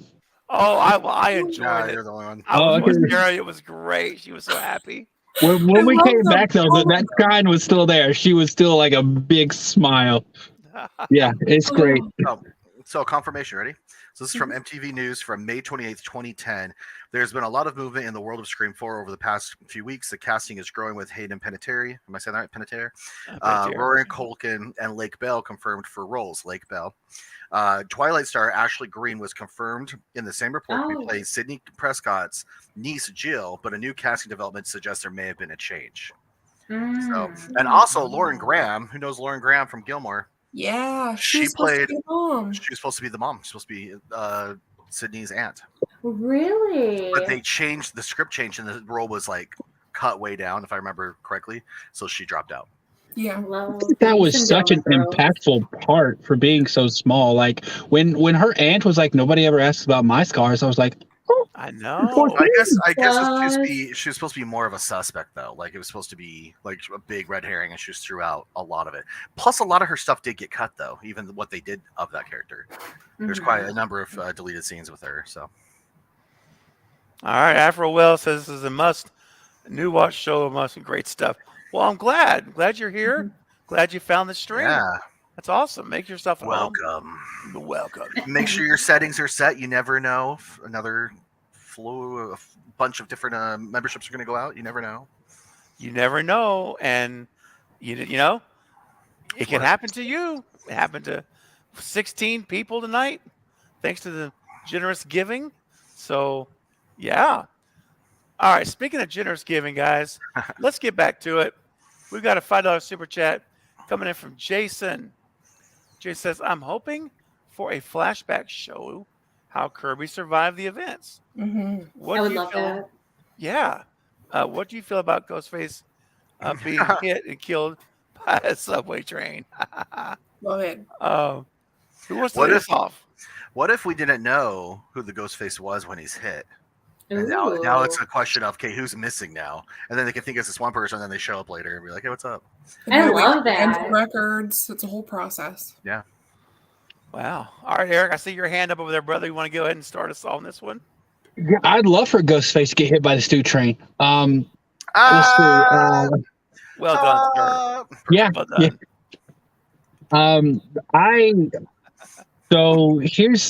I have a pro and a con in my opinion for the flashback scene. What you're talking? I would love it, yes. I don't want this to seem like a blatant ripoff of like the flow of Halloween 2000 or Halloween Kills. Like we've got the aged masks now. If they bring in a flashback scene, I'm like, are they? But it is supposed to be a meta commentary. I don't know. That might be something. Is that something requels are doing? A lot of requels. I don't know if many of them are doing it, because that could be part of the meta aspect, which I think we haven't heard much about. So They did with like Force Awakens, not Force Awakens. Sorry, Rise of Skywalker, when I showed Luke training Leia. okay, so I'm trying to think, what are the requels? I don't think they did it in any of the Jurassic movies. But they did it. Yeah, they just brought back characters. Yeah. okay, so I if it's part of the meta commentary, I would love that.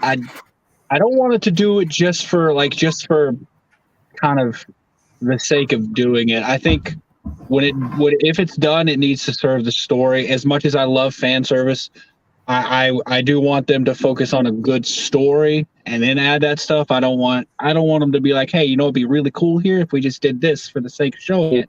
I may be alone in that, but in terms of so that's just in terms of the flashback. In terms of Ghostface getting hit by a train, that would be awesome. I suspect more than likely what we're going to see is Ghostface literally throw someone in front of a train. Yeah. I think Ghostface is going to be more creative, and I want to see someone splatter across the train, and I think it would be hilarious if the train comes to a stop and you see a windshield wiper go across. Like the newsman. Like just wiping a large intestine off of the windshield. Someone's standing, what? You guys someone's standing to enter the train. The wiper goes and it splashes matter all over. Yeah, all over. I would love that. Singular eyeball hits. Oh, didn't see that one coming. Oh, I would gag.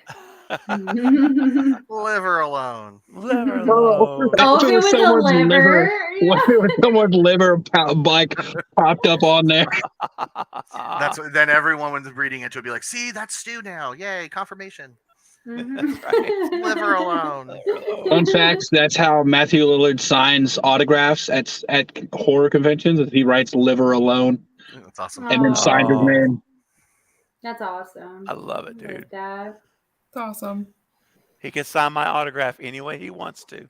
I made sure when I got yours to have him write to Steven. Did he write Liver Alone on the Stu Train? No, he didn't. He said to Steven and Matthew Lillard. Stu underneath it. It's really cool. Just in case you forgot. Yeah, and then when Marcus got me his autograph in Jersey, he wrote to Craven something scary because he told him he wanted him to specifically say Craven something scary. So they're both different autographs, which is really cool. That's awesome. It's really awesome. All right, who wants to go next? Oh, what were we talking about? We're talking about the flashback. Anyone want to chime in? Sure. Yeah. So I agree. It'll be cool if kind of anybody gets hit by a subway train because it's also an excuse to have the subway completely stop and people not be able to get off.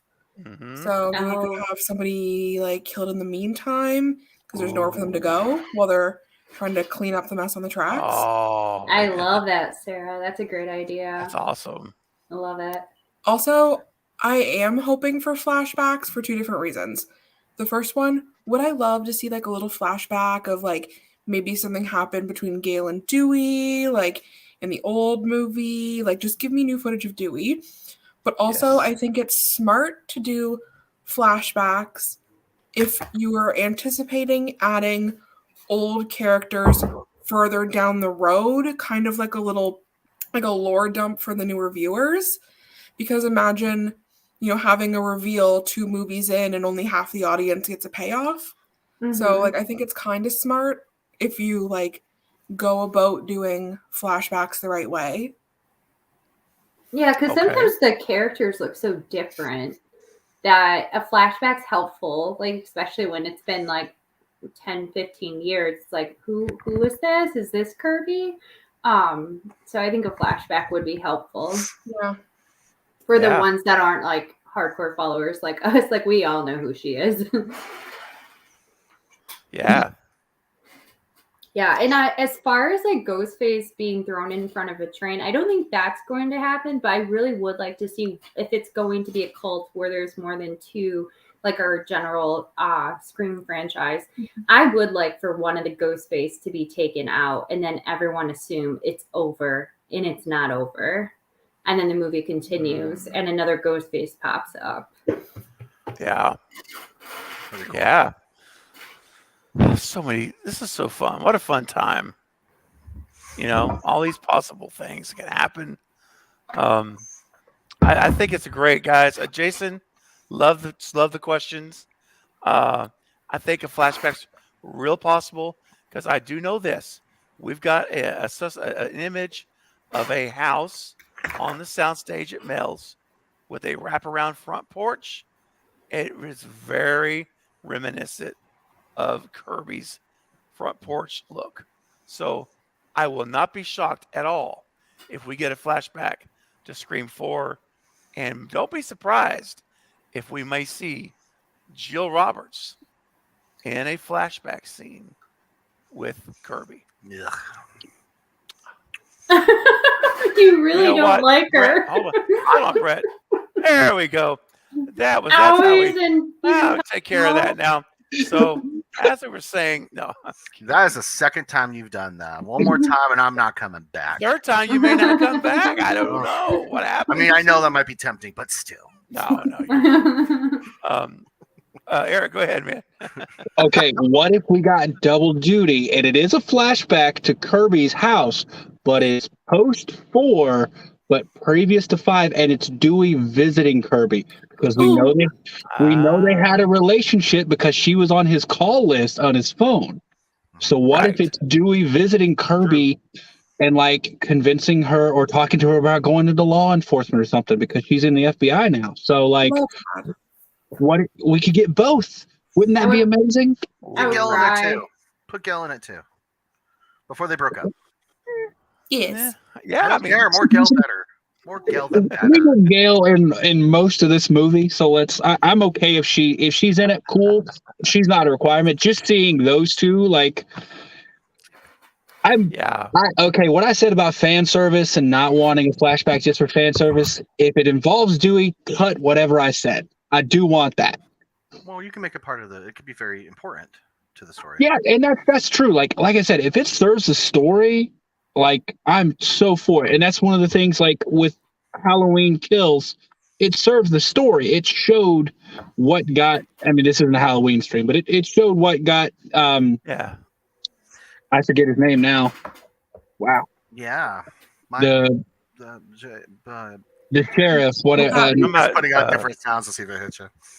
Oh gosh, yeah, I'm blanking, dude. Yeah, me too. Wow, like we've all totally wiped Halloween. It's all Scream now.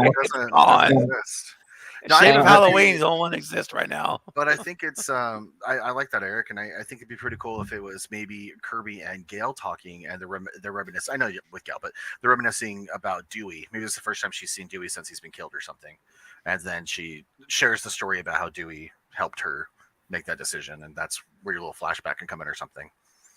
But just get David Arquette in there somewhere. Hawkins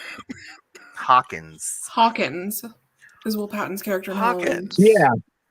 Yeah, we got to see like what got Hawkins' character to where he is now. That is it serves a purpose and it has meaning to the story. So like if they do something like that, I'm totally cool. Or if it's just Dewey watching Gale's morning show, having a good old time, I'll watch that too. Well, here's something that we're all can agree on that we're going to watch right now.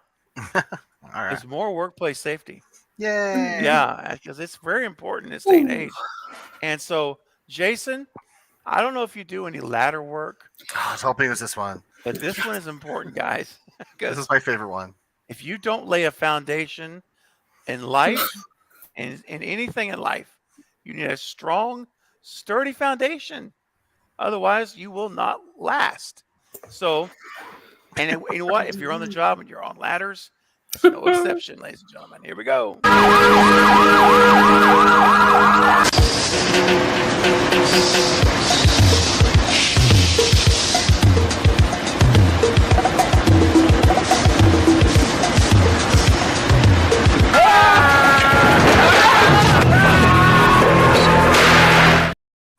Oh, so brutal.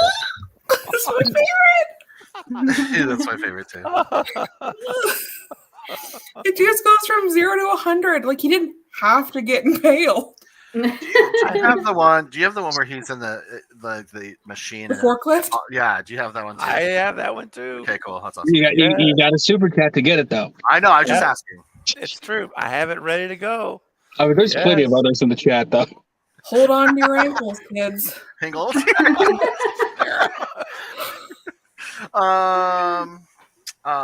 we're gonna let that go. That's so funny.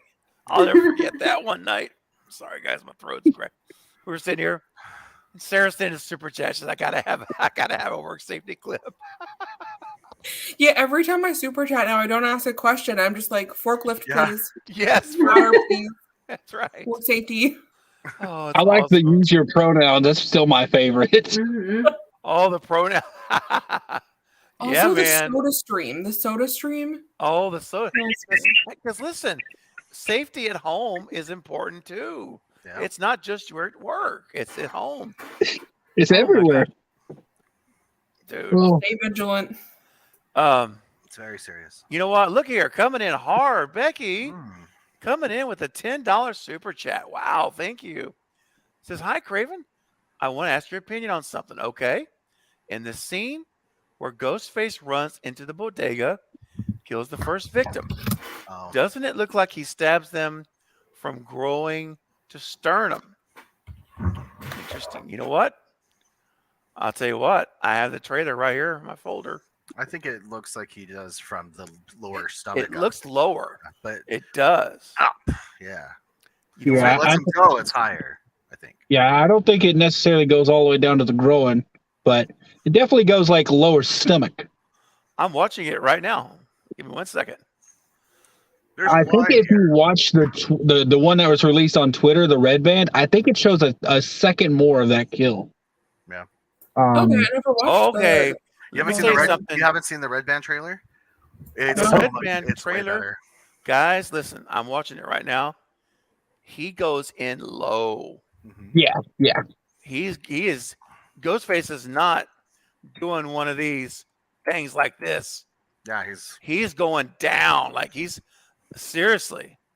If I didn't know any better, because they cut it right before you see where he is heading for the upper groin area. I can tell you that. Yes.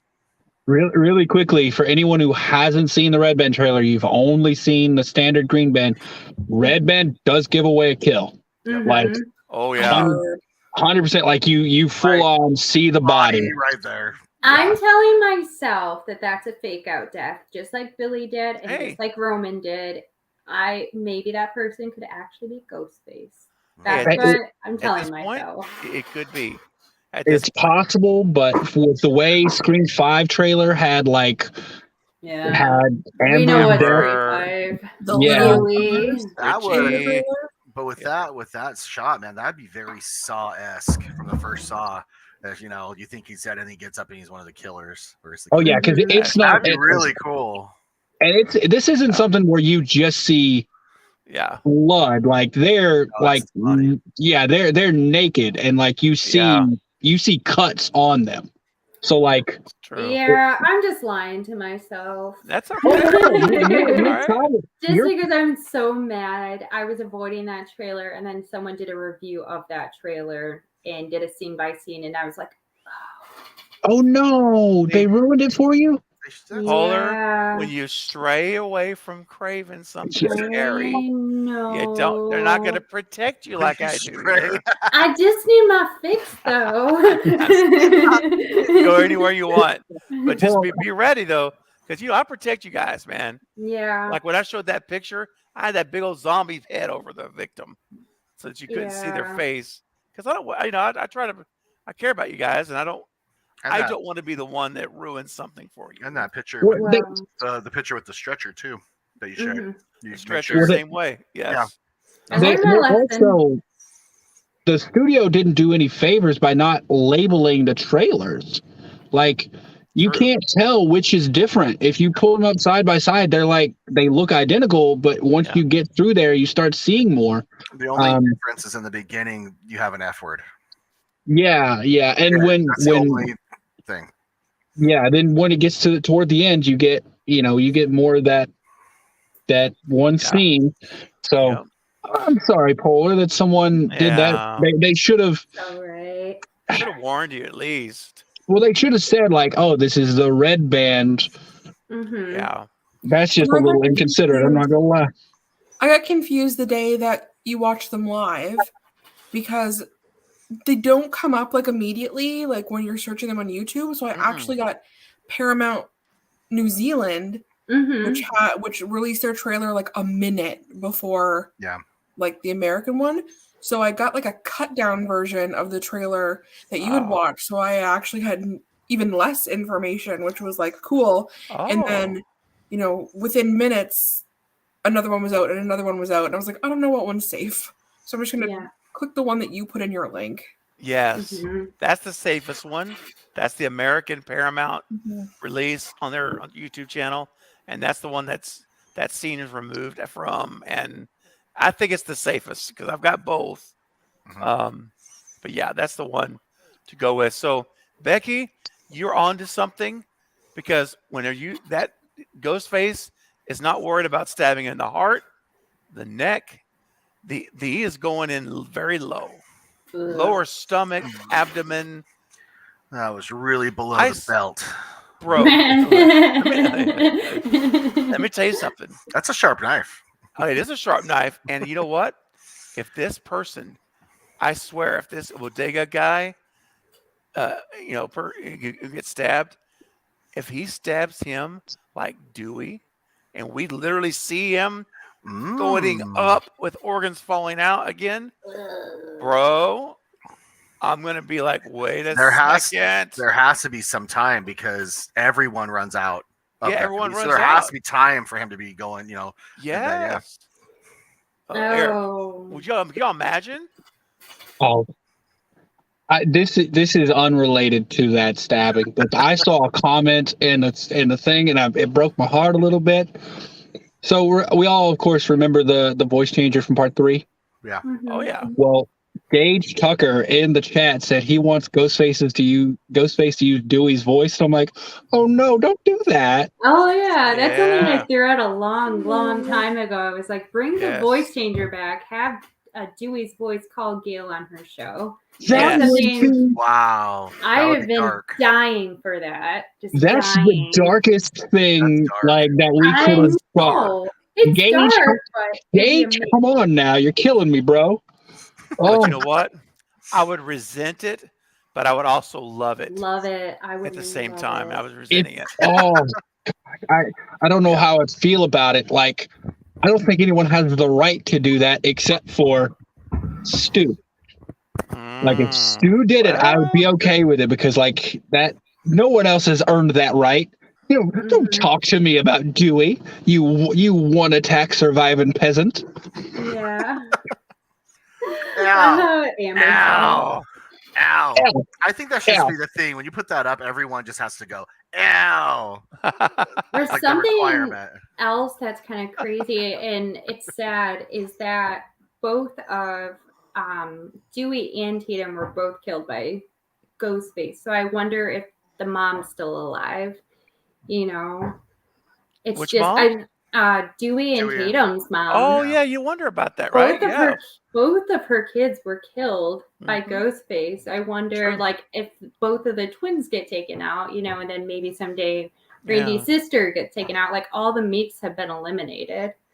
So I wonder if that might become something down the road where Ghostface, siblings, ta-ta. What about Billy's dad? Why can't he come back as a Mr. Loomis? Yeah. Grandfather. You know what's funny? I've actually been. That's C.W. Morgan. He's actually following me now on Instagram and Twitter. Awesome. And so I've reached out to him yesterday. And I'm going to see how I'm trying to get him on the show. So keep your fingers crossed that I could. It'll be really fun. Lynn McCree and C.W. Morgan together. Just don't bring up the bad breath joke. Don't bring that up. You'd break the internet for that day. That'd be great. And that'd be wild. That'd be so cool. So stay tuned. Well, you know what, Becky? This super chat is so kind, and it screams yellow mustard. That yellow mustard. It's like the whole bottom of the screen has been sprayed with mustard. And I think it's only fitting that we give our salute to some spicy mustard. Yeah. So here we go, guys. It's been first time tonight. Yay. In 2 hours. So here we go, guys. Crank it up. Unmute your mics. Let's sing it out. Go, sorry. I already started. You got your hot dog? You got your hot dog outfit? Oh gosh. I have, ever since Carbonite, ever since he got really creepy about it, I decided not to do it anymore. It's a fetish for him. It's funny. It's fun to make fun of him with it. Dude, he's crazy, dude. Maybe one day. Oh Well, he's my not God, here it's tonight so now, Um, so but now yeah. one day. Maybe We'll one day. schedule it. We'll schedule it. That'll be my penance. If I say anything bad about Jill anymore, I have to do with the hot dog thing on. You know what? That's actually not a bad idea. Yeah. Yeah. That's right. House rules. House rules. I'm gonna get a new one because I had to cut it. I'm gonna get a new one and Yeah. cut it lower so I can put it on easier. I love it. Yeah. All right, guys. Well, everybody at home, if you've heard this, you know it. If you've never heard it, because there's almost 100 people here, you probably haven't. So get ready. Your life's about to ears. change. Yeah, your life's going to change. Your ears will never be the same. And sing along, why don't you? Do you feel the hunger tonight? Are you a little hungry? I wanna be a hot dog. Be a hot dog tonight. I'm a hot dog. If you wanna take a bite, if you wanna get me in space, you must can. Because I'm a hot dog. Wow. Wow. Wow. Wow. Wow. Yeah. Olivia says, make it stop. I just caught sight of that too. That guy. Sorry, did you say turn it up? Yeah. Make it Repeat play it it. again. Make it start. Do you feel the hunger tonight? Are you a little Oh, yeah. hungry? I wanna be a hot dog. Be a hot dog tonight. I'm a hot dog.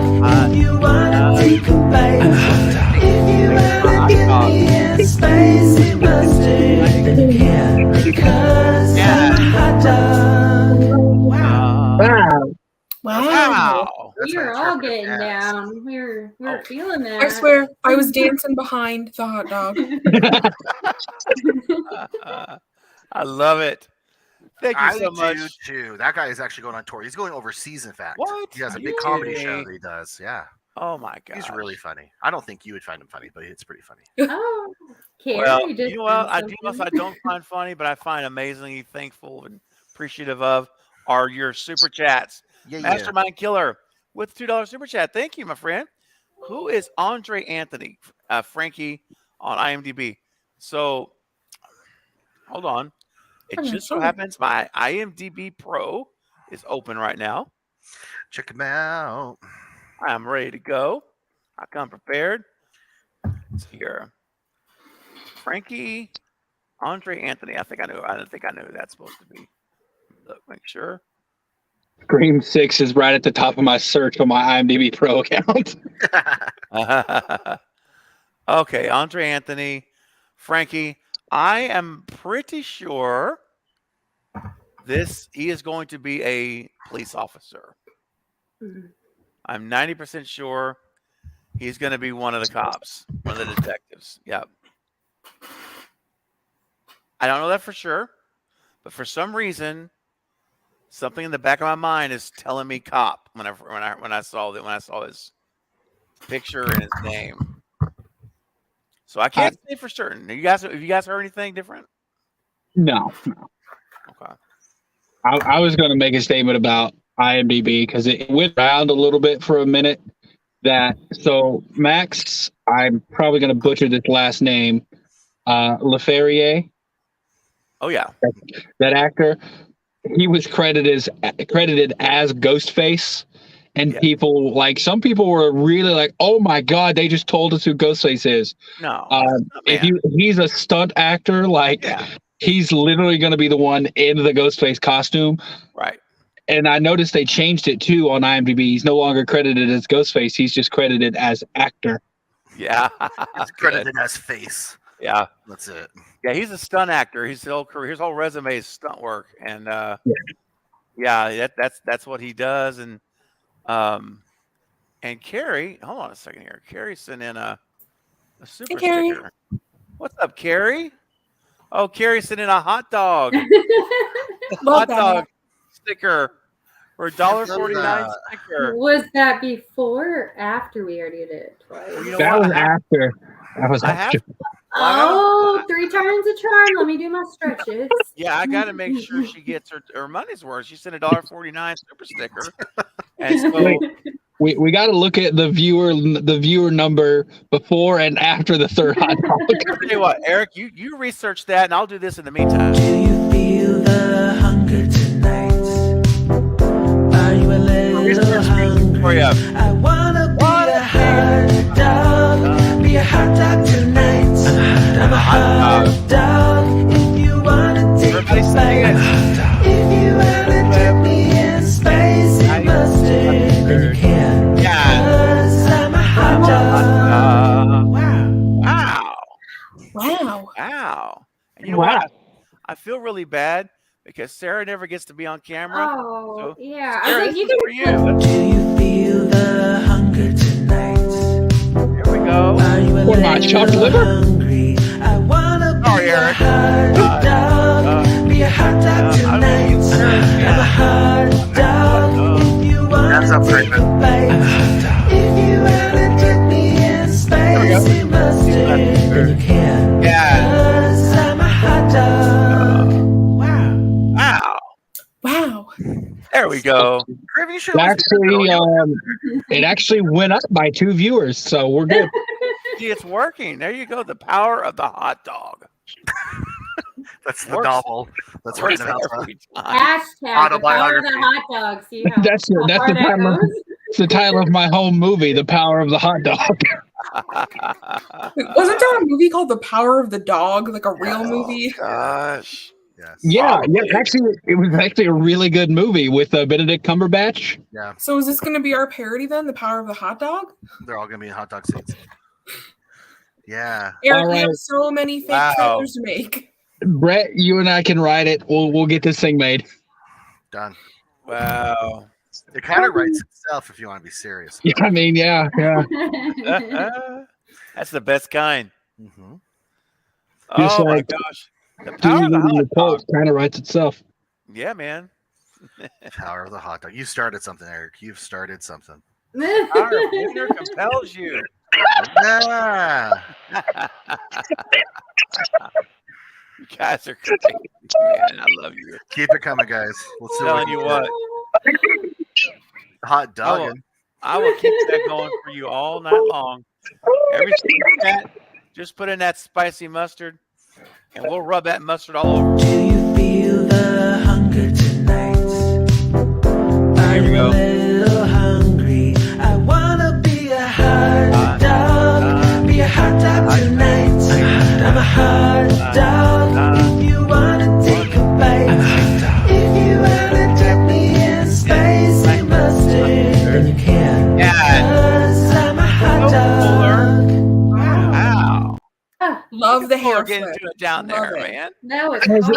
anyone seen This Is the End with Seth Rogen and Yeah. all of them? When when Carrie said the power of the wiener compels you, all I could think about was possessed Jonah Hill going, "Oh, does it, Jay? I don't feel very compelled right now."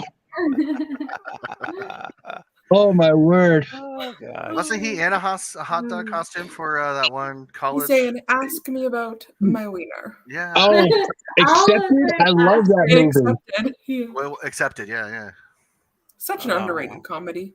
It is. I'll only bring on the hot dog if it's Kermit, but I don't know if Craven likes Kermit that much. But I like Kermit. did you? I don't know. You know what? Okay, I'm going to tell you guys. I'm going to do. This is kind of. I wasn't going to be public about this, but I'm getting an authentic Kermit the Frog puppet.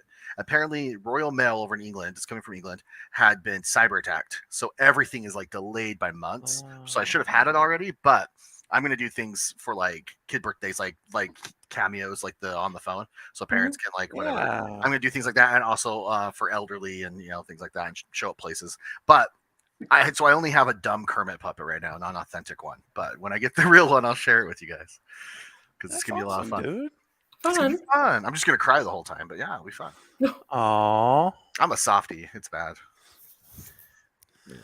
ZZM says he needs Sam's therapist now.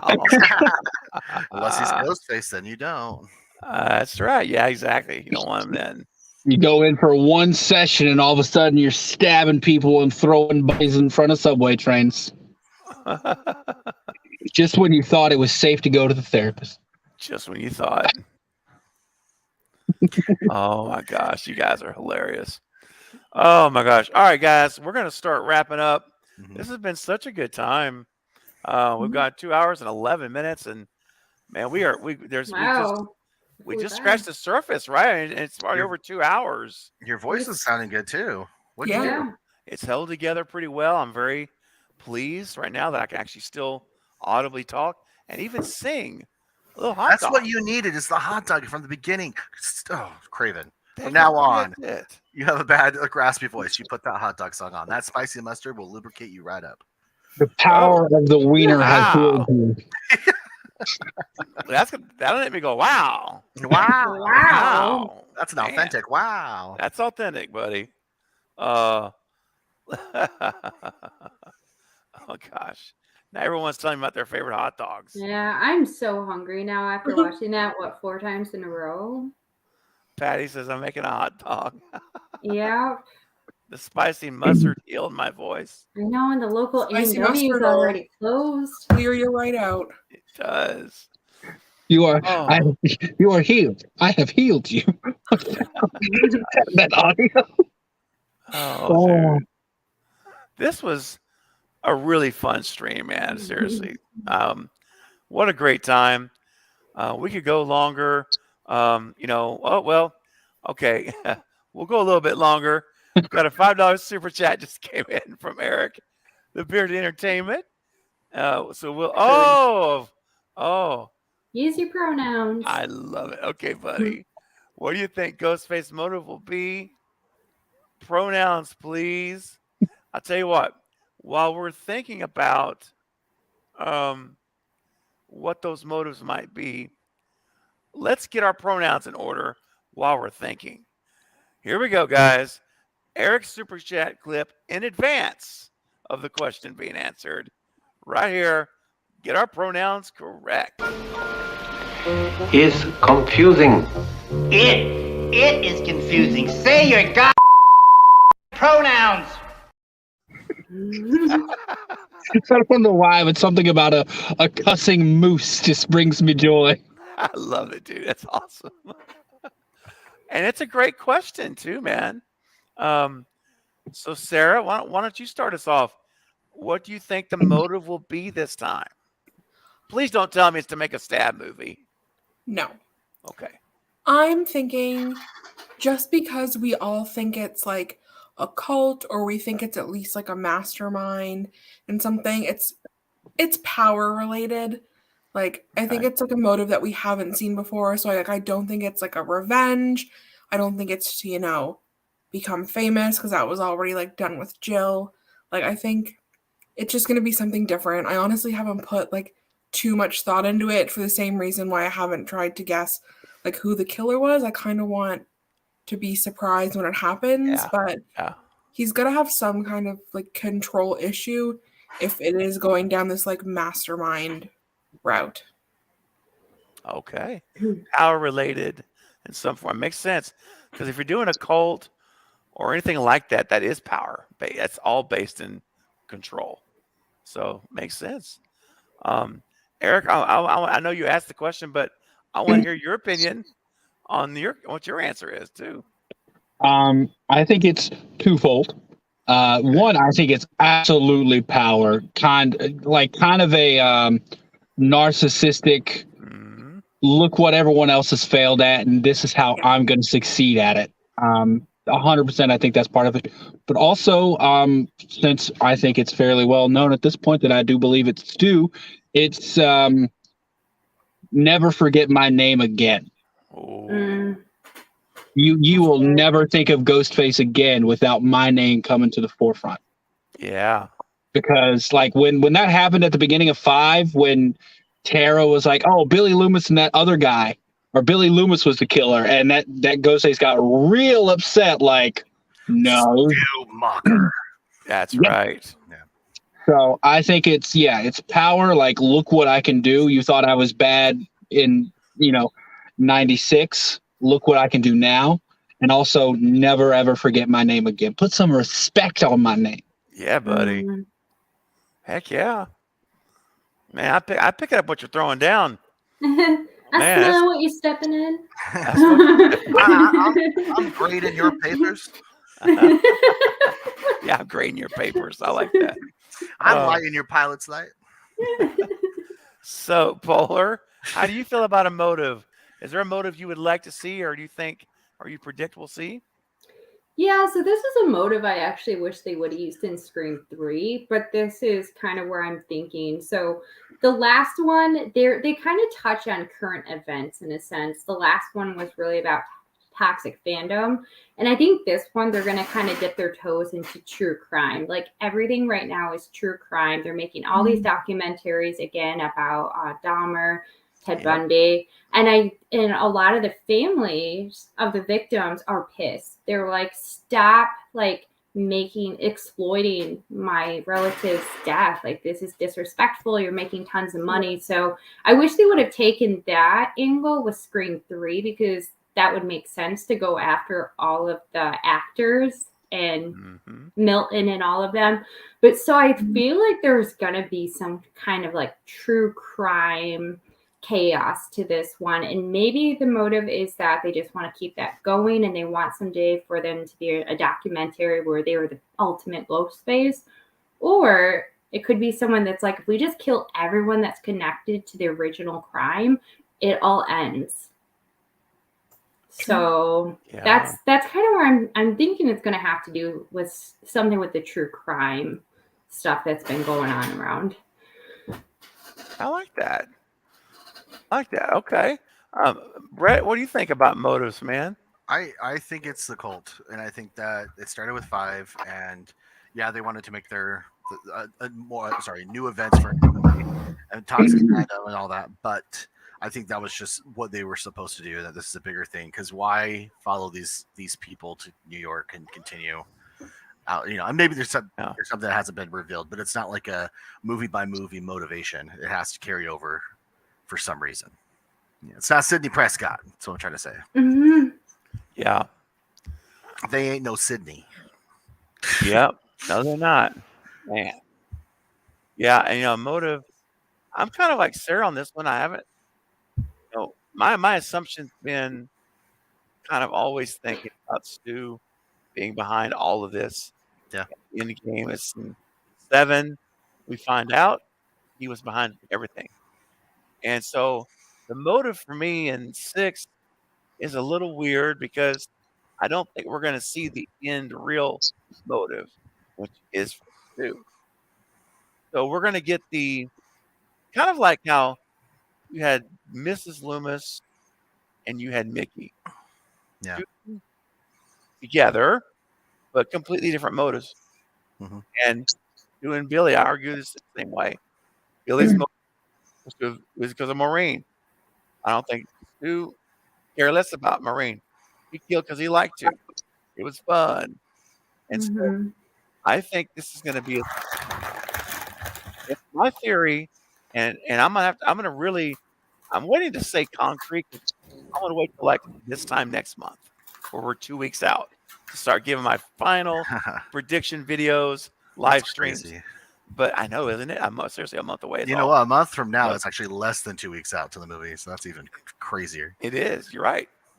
So it's really close. It's so close. What I'm going to do, though, in the meantime, I'm still about to double down on Henry Czerny. I think he's the mastermind of this movie, not the grand scale or scheme, but that he is the one that is controlling the Ghostface killers in costume. He'll never wear a costume. He operates in his office and in the shadows.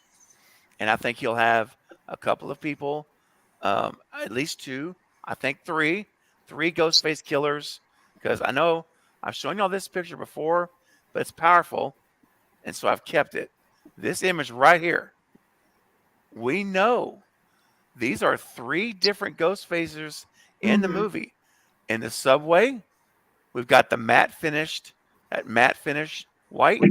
We've got the glossy, rubbery white in the middle, which is the alleyway kill, where Samara Weaving will die, I believe, as the opening kill, or one of the opening kills. And then we have the aged mask. All 3 of these masks. Now, of course, one person could be dressing up in different costumes. But based on our conversations earlier, as a group, we're all kind of leaning towards this idea that on opening night, or not opening night, but the opening kill could be happening in more than one at different parts of the city. We could have the bodega scene going with old Ghostface. We could have the alleyway happening with Samara at the same time. We could have the subway happening after that with Mindy.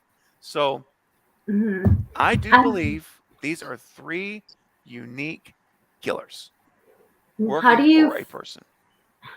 How do you feel about the possibility of 9 killers, because there have been 9 Ghostfaces? Oh, Okay, I'm just gonna give you my opinion. That will be a lot of people. I think it's too many. It's a lot. It's too many from my personal preference. I think when you start getting beyond 4, 5 at the most, it kind of gets a little, I don't know. I mean, you could do it, of course, but I like it to be more of a smaller union of a cult or whatever you want to call it, where, I think the larger you get, the harder it is to sell it. It's also harder to control as a mastermind. Control, it is. You're right. Because if you're dealing with psychopaths, because obviously you're not going to be in a murder cult unless you are.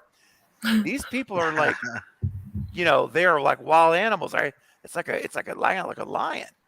You're trying to cage, and if you get a room full of 9 psychopaths together, that's scary, man. Yeah, it would be. Can you imagine if Mickey didn't die, like him and Stu doing this together? Oh, that would be the best movie ever.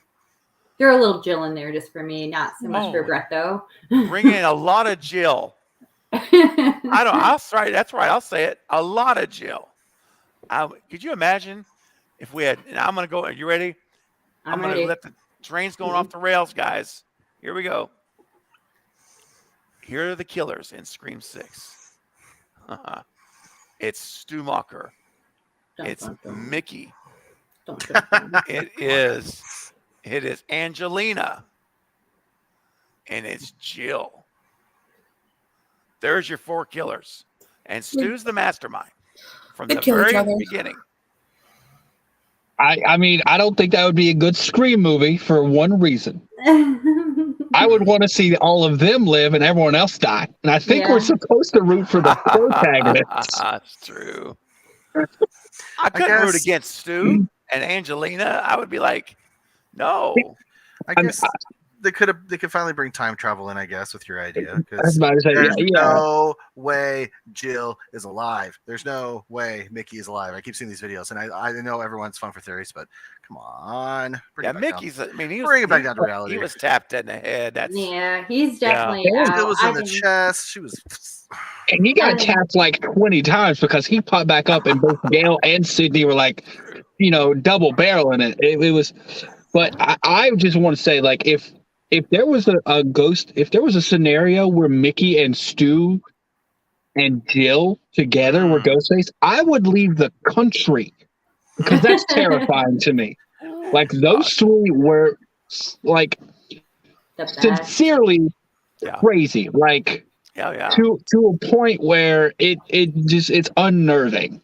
And so I wouldn't, if I was like Sam or Tara in that situation, I'd unalive myself to prevent what they could do to me.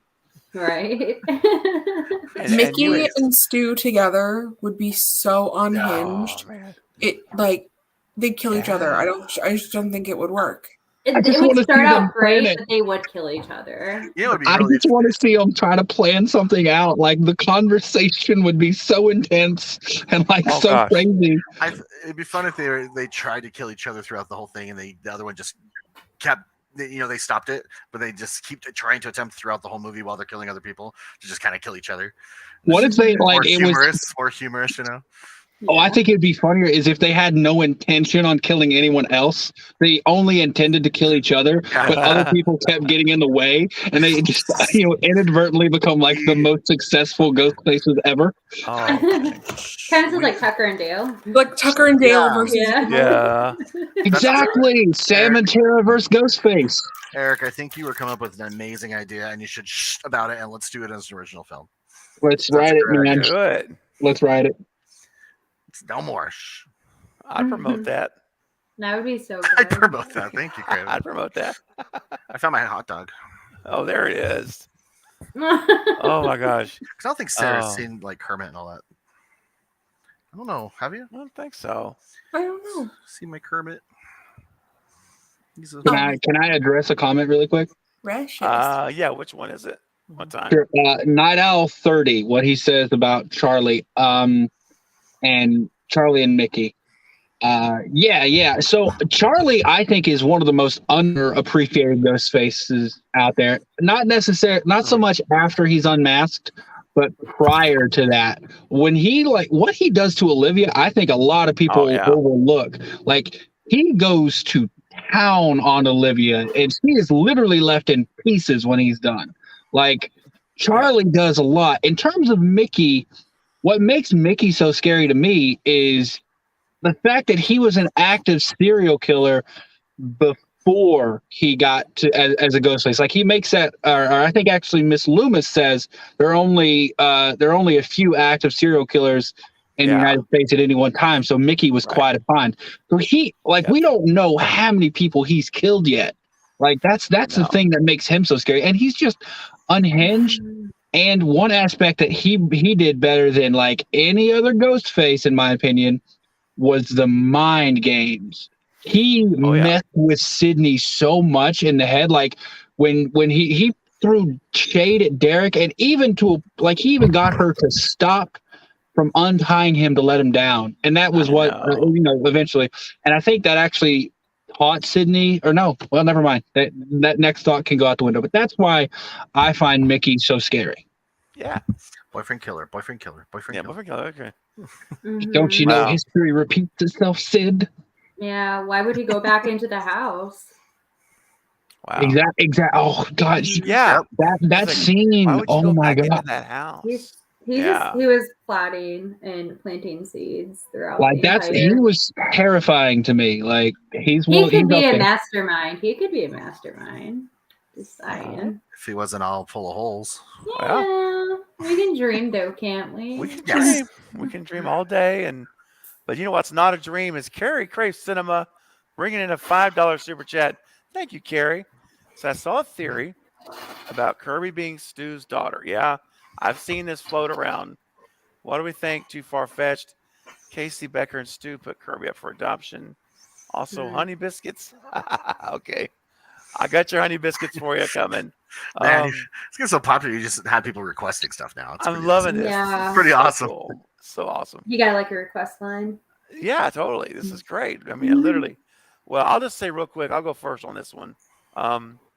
It's fun in theory, but I did the math, and my rough math has, if that was to work, Stu would need to have fathered her about when he was like 15.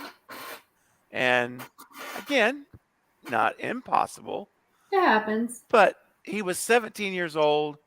He would have had a 2-year-old daughter.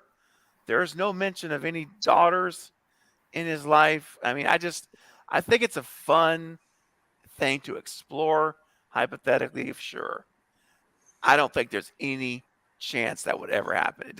I just don't see. If he would have been 18 or 19, okay, then we could work with that. I just can't picture that working with what we've seen in the past. I don't see it. Are you counting in the 2 years that take place between Scream and Scream 2 within the movie? Casey Becker is the first person to die. Yeah, I mean, all I'm thinking of is if Kirby is 17 years old in 2010. Well, came out in 11, but either way, whatever. 2010 school year. So if you take 17 years off that, Mhm.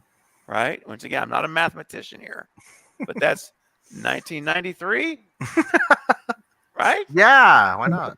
I think. Yeah, I think the age difference between Melissa and Kirby, it was like one was a freshman and the other one would have been like a senior. So I think there was like 3 or 4 years between those two, just to give us an idea, because she would have gotten pregnant And at the same time as Billy fathered a child. So. Yeah.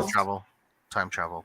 Right. So we're talking about, again, if Stu is 17, right, and 96, well, then he's 17, 16, 15. He's 14 or 15 years old. Yeah, it's a little too far. That's a bit, yeah. And it's way too soap opera-y, honestly. Yeah, that's like all these kids. Now, if we were doing Pretty Little Liars, sure, maybe we can make that. That's something I could see happen on a Pretty Little Liars. But anyway. Oh, look at Eric. Eric, you can go for next. Those are my thoughts on it. No. I just want to point out, I don't want to think too logically, but once Casey Becker was found gutted by her parents and the cops came to investigate, they would probably say, like, hey, by the way, she did have a kid with this guy. Maybe talk to him. He might have a reason to have done it. So I think if that, and even if, I think it would have been known by this point if Stu had a kid. Same. I'm just curious. So if we could retcon the whole Sam being Billy's daughter, would you have preferred Billy to have a kid or Stu to have a kid? Oh, for me, it would be Stu. Because, because I think that if you have it be Macher, then everything goes up in chances of Stu returning. All that becomes even more likely to happen. So I guess for selfish reasons. Plus, let's look at just personality-wise. I would much rather hang out with Stu's kid. Billy he didn't have much personality. Hey, I was going to marry that man, so just he was on my married list. Don't be talking about my husband. I'm not. Nothing personal. But I'm just saying. No, I know. Personality he was so serious. He was very serious. Yeah. And Sam, let's be honest, Sam's kind of a drag. Not gonna lie. I never feel happy or pleasant when she's around. So true. She's just present, kind of. She's like, I think roll call here. Even if I was, being killed by Stu's child, they could probably still entertain me while I was dying. She's not this. No. Ow. She's something. I hope they never try to bring Amber back in any future installments. We're like, oh, this is an Amber something. I'm like, no, Amber just needs to die. Like it just needs to be I've heard. No, I've don't heard someone. tell me. I've heard a theory that someone thinks it's going to be Amber's parents, and I'm just like, I respect it, but please no, because that's an exact rehash of Scream 2. Well, A dead Ghostface's parents come back to get revenge. Please don't do it. However, I will say in my script, Amber does show up for a second right at the very end. So, yeah, dude, does she go? Ow! No, she meets Stu. I could, and then like Stu kills her or something. Yeah. I could do that. Or like he can stab her and then she'd be like, ow. Well, that doesn't happen because he needs her to work for him. So who, Amber? Yeah. Ow. How does she show up like Two-Face? I mean, what does she look like in yours? No, it's a prequel. Prior to 5. That's right. I'm sorry. I remember now. Yeah, it's right before 5. Stu shows up at his old house, and that's when they meet. Oh no, JT. Amber's family's the cult. Okay, y'all. JT is so on board with it being a family member of a previous Ghostface, or something like I think JT at this point, and that's Amber's family. I know he's mentioned Leslie Macher coming back, and he's mentioned Stu's parents, which would make it Vince's grandparents coming back. Like he's on the family train, 100%. That'd be interesting. I could deal with some of that. It's a rehash of 2. I don't want that. Well, No, but like an there. entire family, though, that would be interesting. Oh yeah, like brothers, siblings, cousins. Yeah. I don't want to. I was about to say something, but I would have just spoiled the movie Sick for people. So I'm gonna hold my tongue. Please. I just saw But that. I know what you're saying. I know what you're saying. Yeah. I know. I'm feeling you. Carrie, you know what? The only thing that can solve the balm of the lemon face wounds is the sweet, spicy, soothing honey mustard on those biscuits. Do it. And so it's time to taste the biscuit. Taste the biscuit. Taste the yeah. goodness of the biscuit. Taste the goodness of the biscuit. That's right. Taste the honey The sauce. honey sauce. Taste the goodness of the biscuit with the honey With the sauce. honey sauce. Get your honey suck on me. Yep. I don't like the way it mixes with my chicken wings. Yep. Get none of that honey sauce on me. I don't like the way it tastes on my chicken wings. There you go, Carrie. That was weird. Thank you. All right. We got a couple more super chats, guys. Hollywood Guy coming in with a $5 super chat. No motive is a great motive. Just do what they want to do, no matter what. Yeah. Motives are coincidental. It's the millennium. Do you know who had no motive? Stu Macher. That's right. That's right. He sure didn't. He was a thrill killer. All roads lead back to Stu, y'all. Like, that's why it's got to be Stu. Railroad tracks, you mean? You mean Subway that Stu tracks. train? The Stu train. Subway stew train. Ooh. Versus Jack. I've been calling it the stew tube. That's gonna be Craven's next YouTube channel. Stew tube. I love it. All stew all the time. All the time, baby. Hey, I told you guys I probably shouldn't say this because somebody's gonna go do it. Don't But say that. Yeah, I probably shouldn't. Backstage. I'm a backstage. Yeah. Backstage. Sorry, viewers. Here's what I desperately want to name a channel this, and I think I think I need to do it. I would go ahead and snatch it up as well as all the social links to it. Remember Get what it I all. said earlier? You got to get those pages because somebody else will think of it. I Yeah, know. because if you don't, I will. Like, I'll give I'm them to here you. like creating it. I'll give them to you if you ask, this. but I would do it. I'll sell it back to you. It's fine. Yeah, I'll sell it to you. No problem. No, I would give it to you, but that's something that needs to be like. Doesn't it? I'm telling you. Yeah. I'm telling you because those who know. I think you know what that is. If you know, you know. I think you mentioned it. I think I've heard it before. Anyway, I'm excited for backstage. Dude, hold on. You're excited for what? Are you gonna do it? What? I don't know. I'm just wondering what Craven's doing. In case you don't know what it is. I thought it was a secret. No, it's in the private chat. Yeah. Oh, I thought you were about to say it. I was like, what are you doing? No. Oh, yeah. Okay, yeah. I knew that. Yeah. I'm Yeah. just communicating in the chat. I'm not ripping that off or anything. Oh, no. I'm filing Screenshot. copyright. I just want to say, like, for a second, I just looked over at the chat and I saw a message. It was like, I used to a few of my friends had 2 beds in their room when we were teens because we had so many sleepovers. And immediately I was like, what is this weirdo talking about? And then I looked over, and it was you.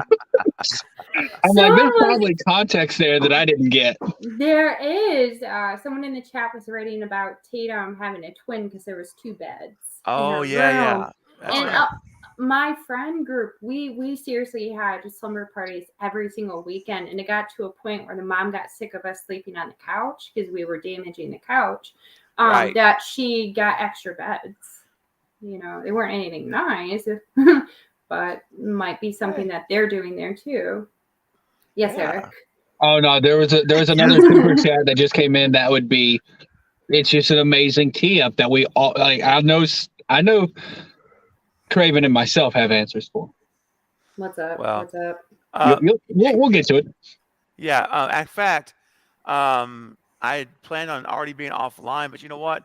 You guys are still sending in super chats, and we still got 80 people here. So Hi, everyone. I'm gonna need I gotta take care of my dogs real quick. So Okay. I'm gonna step away for 5-10 minutes or so, somewhere in there. So do me a favor, the super chats that have come through, we're gonna get to them. So if you've sent a super chat in, Carrie, Gone, Mrs. Gonza, Eddie Chase, I'm gonna get to those when I get back. So stick around, don't go anywhere. I haven't forgot you.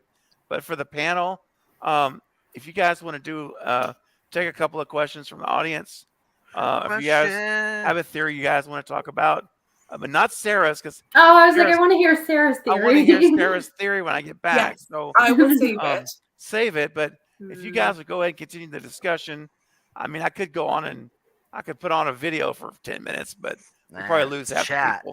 So I can lead the discussion. We're good. Okay, Eric, you go ahead and lead it. Of course he can. can. And then Eric knows how to share. He's good. And then I'll take care of my dogs. And I'll be back in less than 10 minutes. All right. All right. We got this. All right, we're timing you. Right back. All right. Go, Eric. Go. Okay.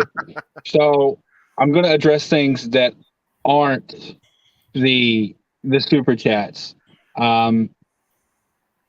Is this just Night Owl 30? You said no motive is lazy writing. Stu had a motive. He was far too sensitive. I think honestly he was just saying that, man. Stu had no reason to insert himself in those crimes. He could have very well been like, you know what? How about you go murder that woman, and I'm just gonna go talk to the police. But he wanted to be there. That makes Stu far more scary, in my opinion, than any other Ghostface. Because with all of the other Ghostfaces, except for Mickey, you can avoid their wrath by not doing anything to them. But not Stu and Mickey, they just want to do it. What do y'all think? I think that Stu just wanted validation. It's pretty apparent that his family was away a lot from what the board said, and Billy was his family, and he wanted to do whatever he could to get approval from Billy. That's kind of how I viewed it. He was just so desperate for approval, but he had fun with it too at the same time. He was in love with Billy. That's why. Yeah. That's not a joke. I'm really serious. Mm-hmm. Yeah, I was about to say, if you believe the writer of the movie than he was. I mean, I created the whole thing. I don't know. Yeah, He's shady. We've seen people do that where they follow someone they're in love with into crime because they just want to be with them, and I really think that's why Stu did what he did. Yep. Yeah. And there's a comment that if you can bring Stu back from the dead, then you can bring Randy back. Mm-hmm. That's a common thing I hear is you're bringing Stu back from the dead. That's not correct. The correct thing to say is Stu never died. That's the thing. Randy, Wes Craven even talked about it. There's and if you watch Jamie Kennedy's YouTube channel, which I highly suggest. It's pretty good. It's so good. Yeah, it's really fun. I love when he reacted to the trailer for Scream 6. He's like, "Oh, I hope she doesn't die. Why does everyone gotta kill the Meeks?" Yeah. He's like, "What? Why you gotta kill the Meekses? They never hurt nobody. We're just trying to save people." Yeah. But he actually talked about it where Wes Craven was having thoughts about keeping it kind of what's the word? Ambiguous whether or not Randy survived, kind of like he did with Dewey. Right. And he was going to make the scene a lot less bloody. And then it came down to the decision. He decided against that. He was going to make it final that Randy died. And that's why they decided to do all the blood that they did. So with Randy, there was never a plan to bring him back. When Kevin Williamson went in, he had like from what he said, he had like a 3-film kind of structure laid out with Stu coming back in 3. Yeah. Now, do you remember his story when he said after that shot that he had to go take a shower, like everyone left and he was just by himself, like, and he's taking this shower just trying to wash all the blood off and whatnot, and it's actually really sweet. He's like being paranoid in the shower because he just filmed this thing and he's all by himself, lonesome, like it's a horror scene or something. I swear that's from his channel. He told that story. I just wonder if I find it, I'll send it to you. Yeah, I would like to see that. I don't understand if we bring Randy back. Like, yes, he was a fan favorite. He was amazing. What are they going to do with him? Are they going to try to turn Randy evil? Is he going to come in and save the day? Like, well, a lot of people say Randy was in love with Sydney, and that could be why he's doing it. But I don't know. It just doesn't add up for me. Mm-hmm. Oh man! All right, guys, I'm gonna go through these. Thanks, for Frank, keeping the fort down for me, guys. I'm gonna go through our last super chats here. We're gonna call it a night. We're about to hit that 3-hour mark. It's been so much fun, though. My gosh, it's been a great night. So Carrie says Charlie was better as Ghostface, costume on, off. No, I would agree with that. Yeah, the stunt guy was way better. Yeah, I think that. I'm just joking. Charlie was awesome though. Whenever he in his kills, I just wish they got the heights right. That drives me nuts because if I see somebody and they're really short, I kind of just don't even think that they're the killer. Right. So I think that's a big cheat. And when you see Jill walking up to Sydney in the Ghostface costume when it's actually Jill, honestly you kind of got to laugh a little bit. You're like, oh wow, this is, yeah. I get what you're saying. That's a pet peeve of mine too. Yep. About the size differences, that they never get the stuntmen to be the right size. Yeah, because the first 3, even all the first 4, I would believe that. Even Debbie Salt, Mrs. Loomis is kind of I guess a stretch if you want to say, because she looks kind of frail. You never know somebody's core strength, but at least she had the height.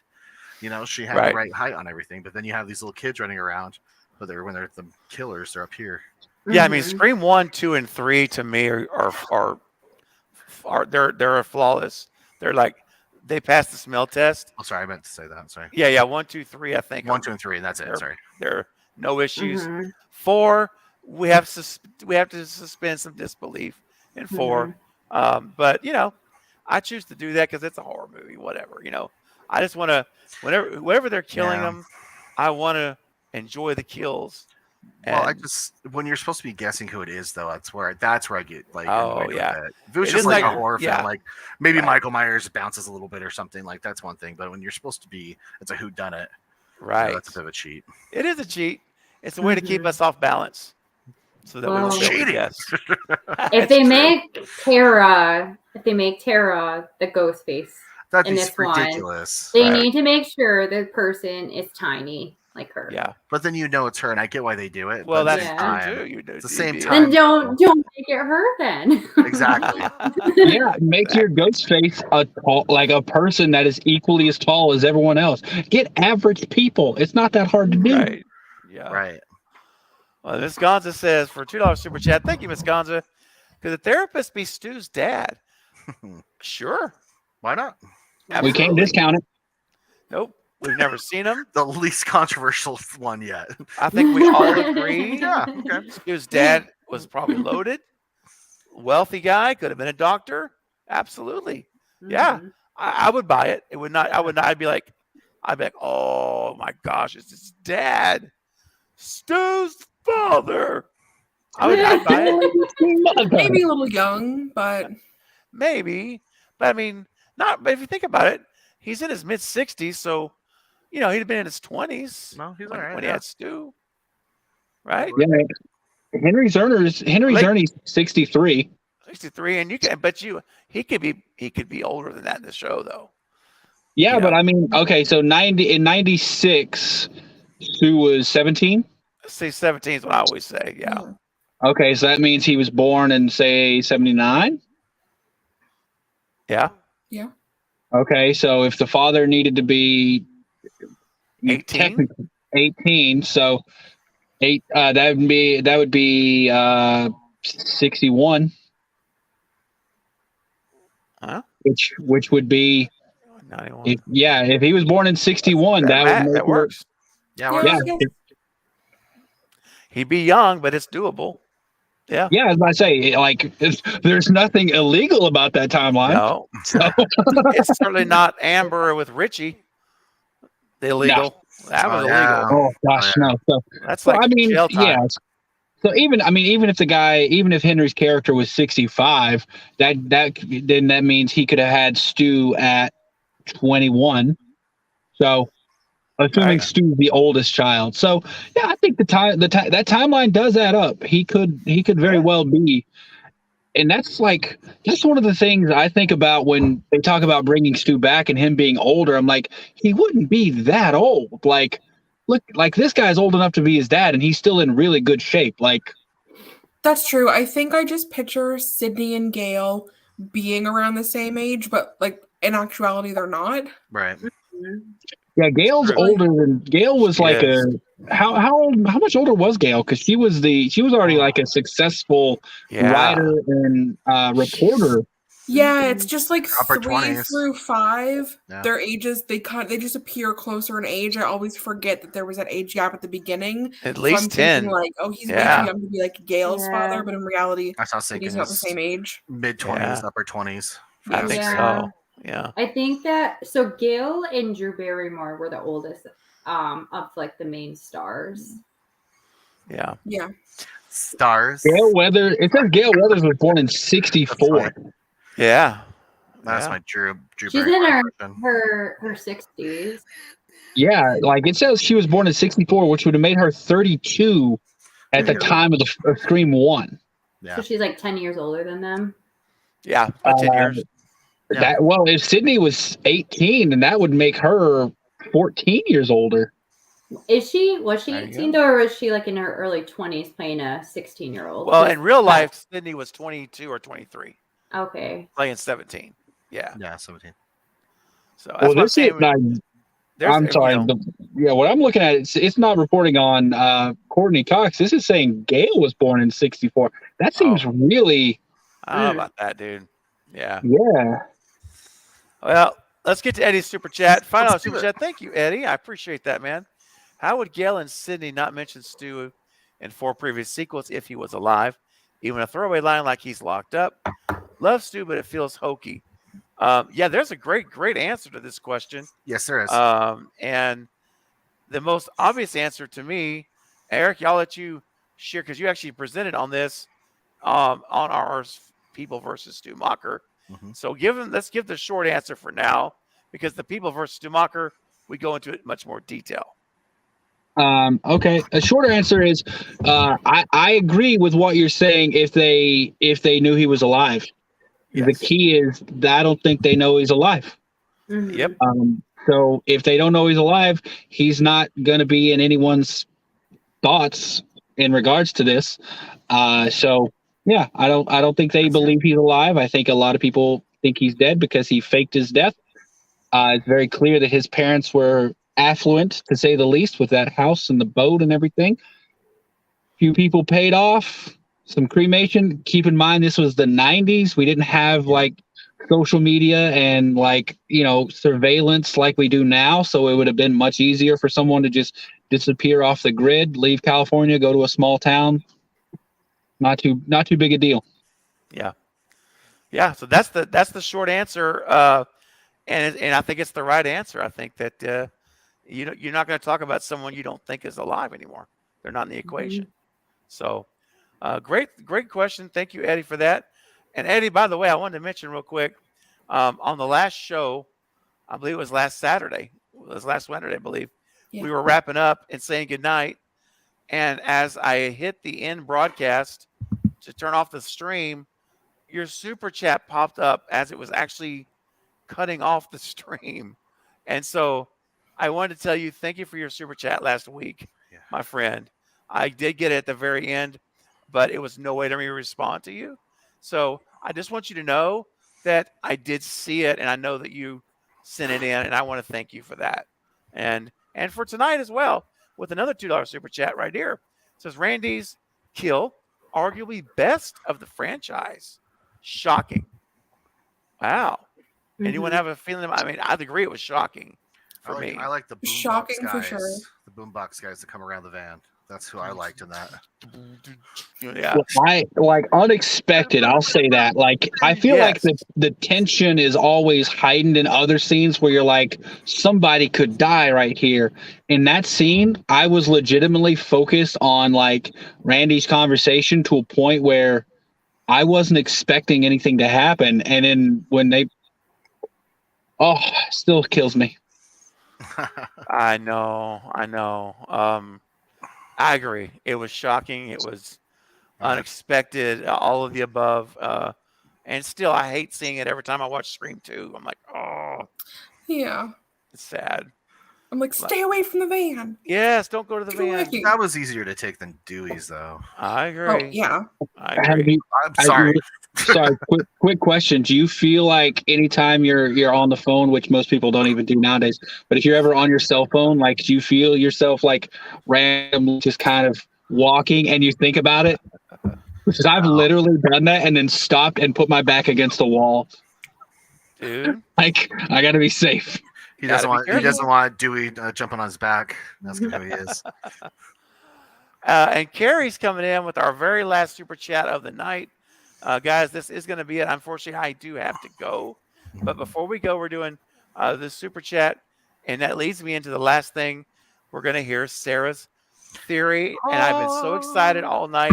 So we're going to end with the grand finale of the stream. It's going to be Sarah presenting her Scream 6 theory. And so, Carrie, we're on the same page. And let's go ahead. Sarah, you have the floor. What is your theory? And then after this, we're going to close out. Cool.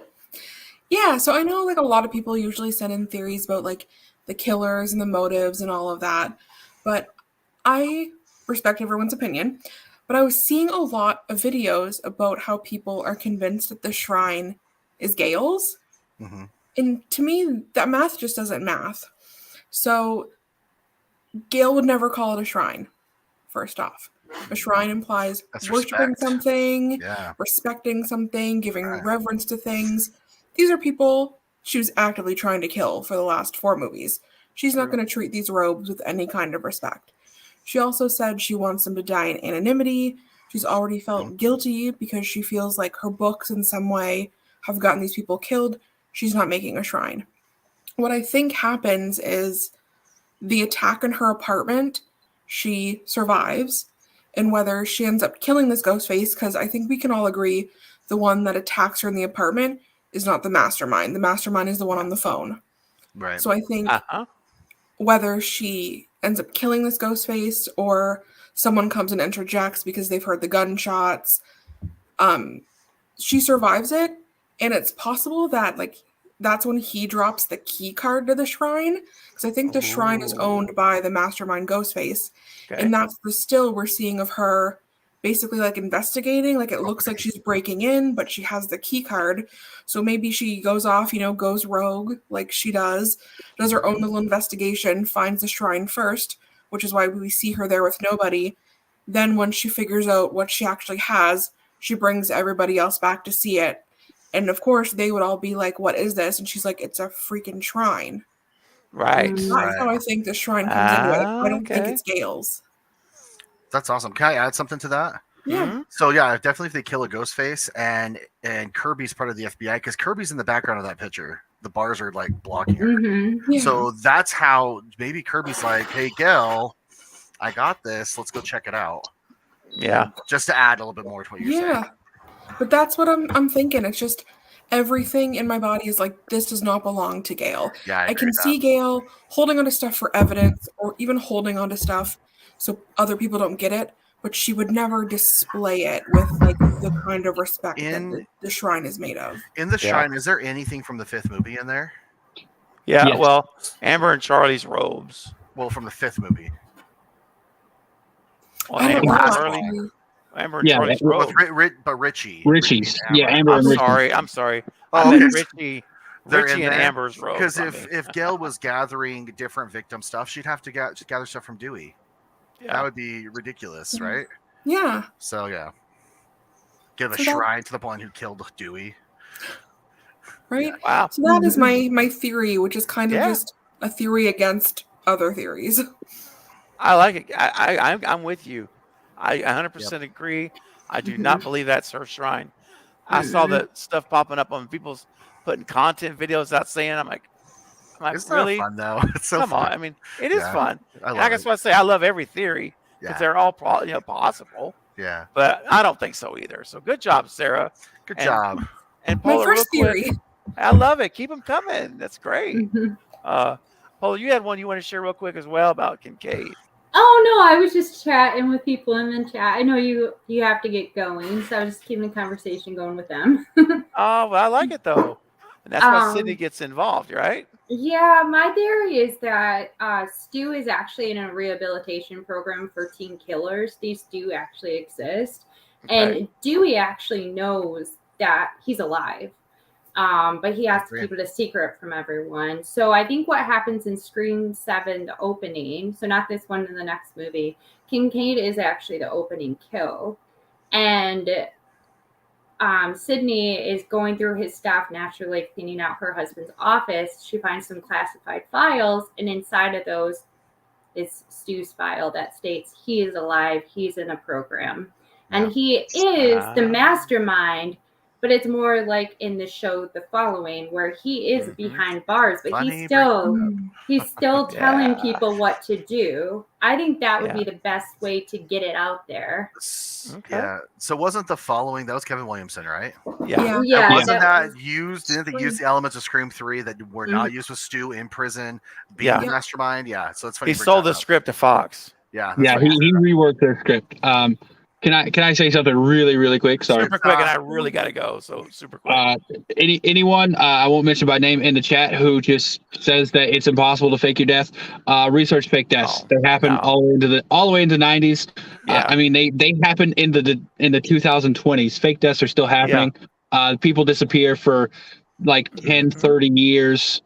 They do eventually get caught, which is convenient. They get caught when they come back out like that. So if you don't think that could happen, then you can like search it and with all of this, keep one thing in mind. It's a movie, y'all. Right. They can do whatever they want. Absolutely. It's literally two guys with laptops and two imaginations, and whatever they want to write, it comes to life. That's how it works. So, and remember what Wes Craven said. I'll end with this quote. He said, Wes told his prop master, J.P. Jones, he said, if I wanted to make a movie about real life, I would be filming documentaries. It's not what he was out to do. He's to make a movie, fictional film. And I always say this, when we step into the filmmaker's universe by hitting play, we are now leaving our world and we're now living in their world from their imaginations, guys. Always remember that.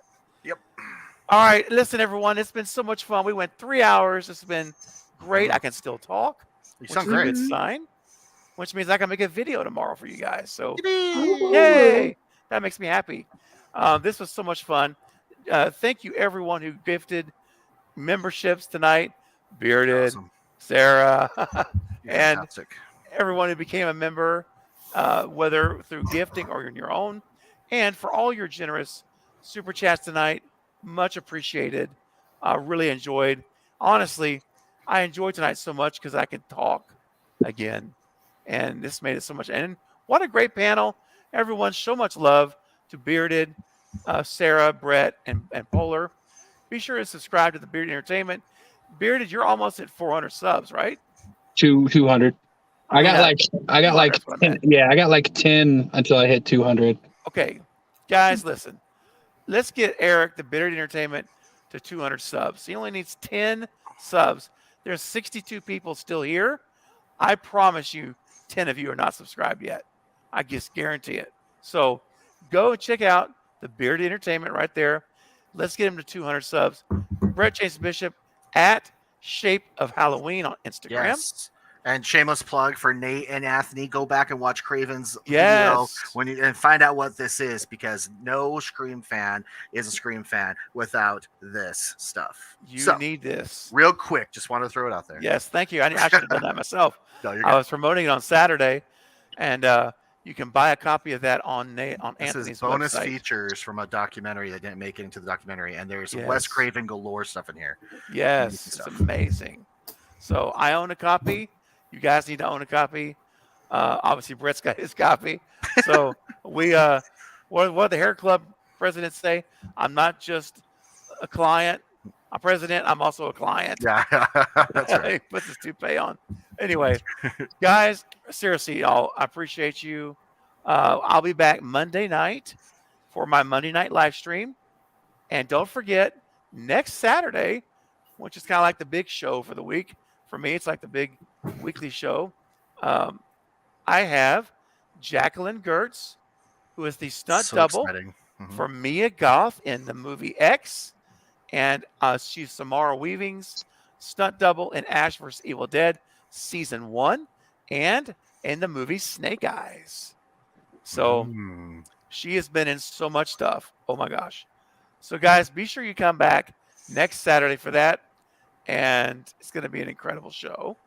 And I want to share with you also, in 2 weeks from tonight, on the 11th, I will be hosting the one and only Amy Donald, who plays Megan in the current film. Megan does the dancing and all that. That's so cool. She's going to be on my channel, and I'll be premiering. My own daughter will be on the stream with me. Oh, cool. Asking questions of Amy as well. Oh, neat. And they're both 12 years old. Fun. Yeah, they're both 12. That's so cool. She told me yesterday. She's like, she's telling everybody in her school that my dad has a YouTube channel and he's going to be he's interviewing Megan. I said, I said, guess what? You can go tell him now that you're going to be interviewing Megan. That's so cool. And like, that you're going to be like, everyone at school is going to want to buy your chocolate milk or something. Anyway, I'm just excited for her to her come on. We're going to get our questions ready. And, she's so thinking, a 12-year-old's going to think of stuff I wouldn't think of. That's perspective. And yeah. So, guys, it's going to be a special night. So that's going to be in 2 weeks. We don't have the time locked in. We've got the date locked in. So it could be a daytime stream. It might even be at night. But whatever it is, stay tuned. I'll be booking it, confirming it the next couple of days. So that's awesome. All right, guys. Anything else real quick? Go ahead. I have one. I was going to say, isn't your Scream watch-alongs, the build-up starting soon too? It is starting up. The first Scream Fest begins on the 8th of February. It's going to be every Wednesday night for 5 consecutive weeks. We're watching a Scream movie. Yep. Every Wednesday. So be ready, guys. We're doing Scream 1, 2, 3, 4, 5, leading up to the release of Scream 6. So our last movie will be March the 8th. And the next day, Scream 6 drops as the premiere. That's great. That's so fun. So really quick, ZZM, if you subscribe and send me a message, I will detail why I don't like Emma Roberts. I know I can't do it here. So. And ZZM, let me just tell you, and Brett will tell you the same thing. It's okay to still love her. Mm-hmm. It's okay. As Jill? Absolutely. Okay, no, that's fine. Yeah. Absolutely. Yeah. Love her. And I say that whoever you love them and never let anybody, me or anybody else, ever tell you differently. Don't you get it? Don't you? Hey, now we'll try to, look, sometimes I always say we'll try to expose you to some knowledge. But at the end of the day, we all love who we love, support who we support, and I love it, and it's great. Because all of it is supporting our favorite movies and our favorite genre. This is specifically toward the actress, so not toward the screen. Well, then, I'll let you take it offline. I'm not going to say it. We're definitely going to take that one off. No. That's why I said I can't discuss it here. Although I have told you the stories of why. But I won't do it here. No, I'm a little familiar. Yeah, We're on the same page. It's all right. Guys, this was so much fun. Thank you all on the panel. I appreciate you all so much. And everyone, go subscribe to these amazing people. Show them your love. as you've shown me your love tonight. And I will see you all on Monday. Good night. Night.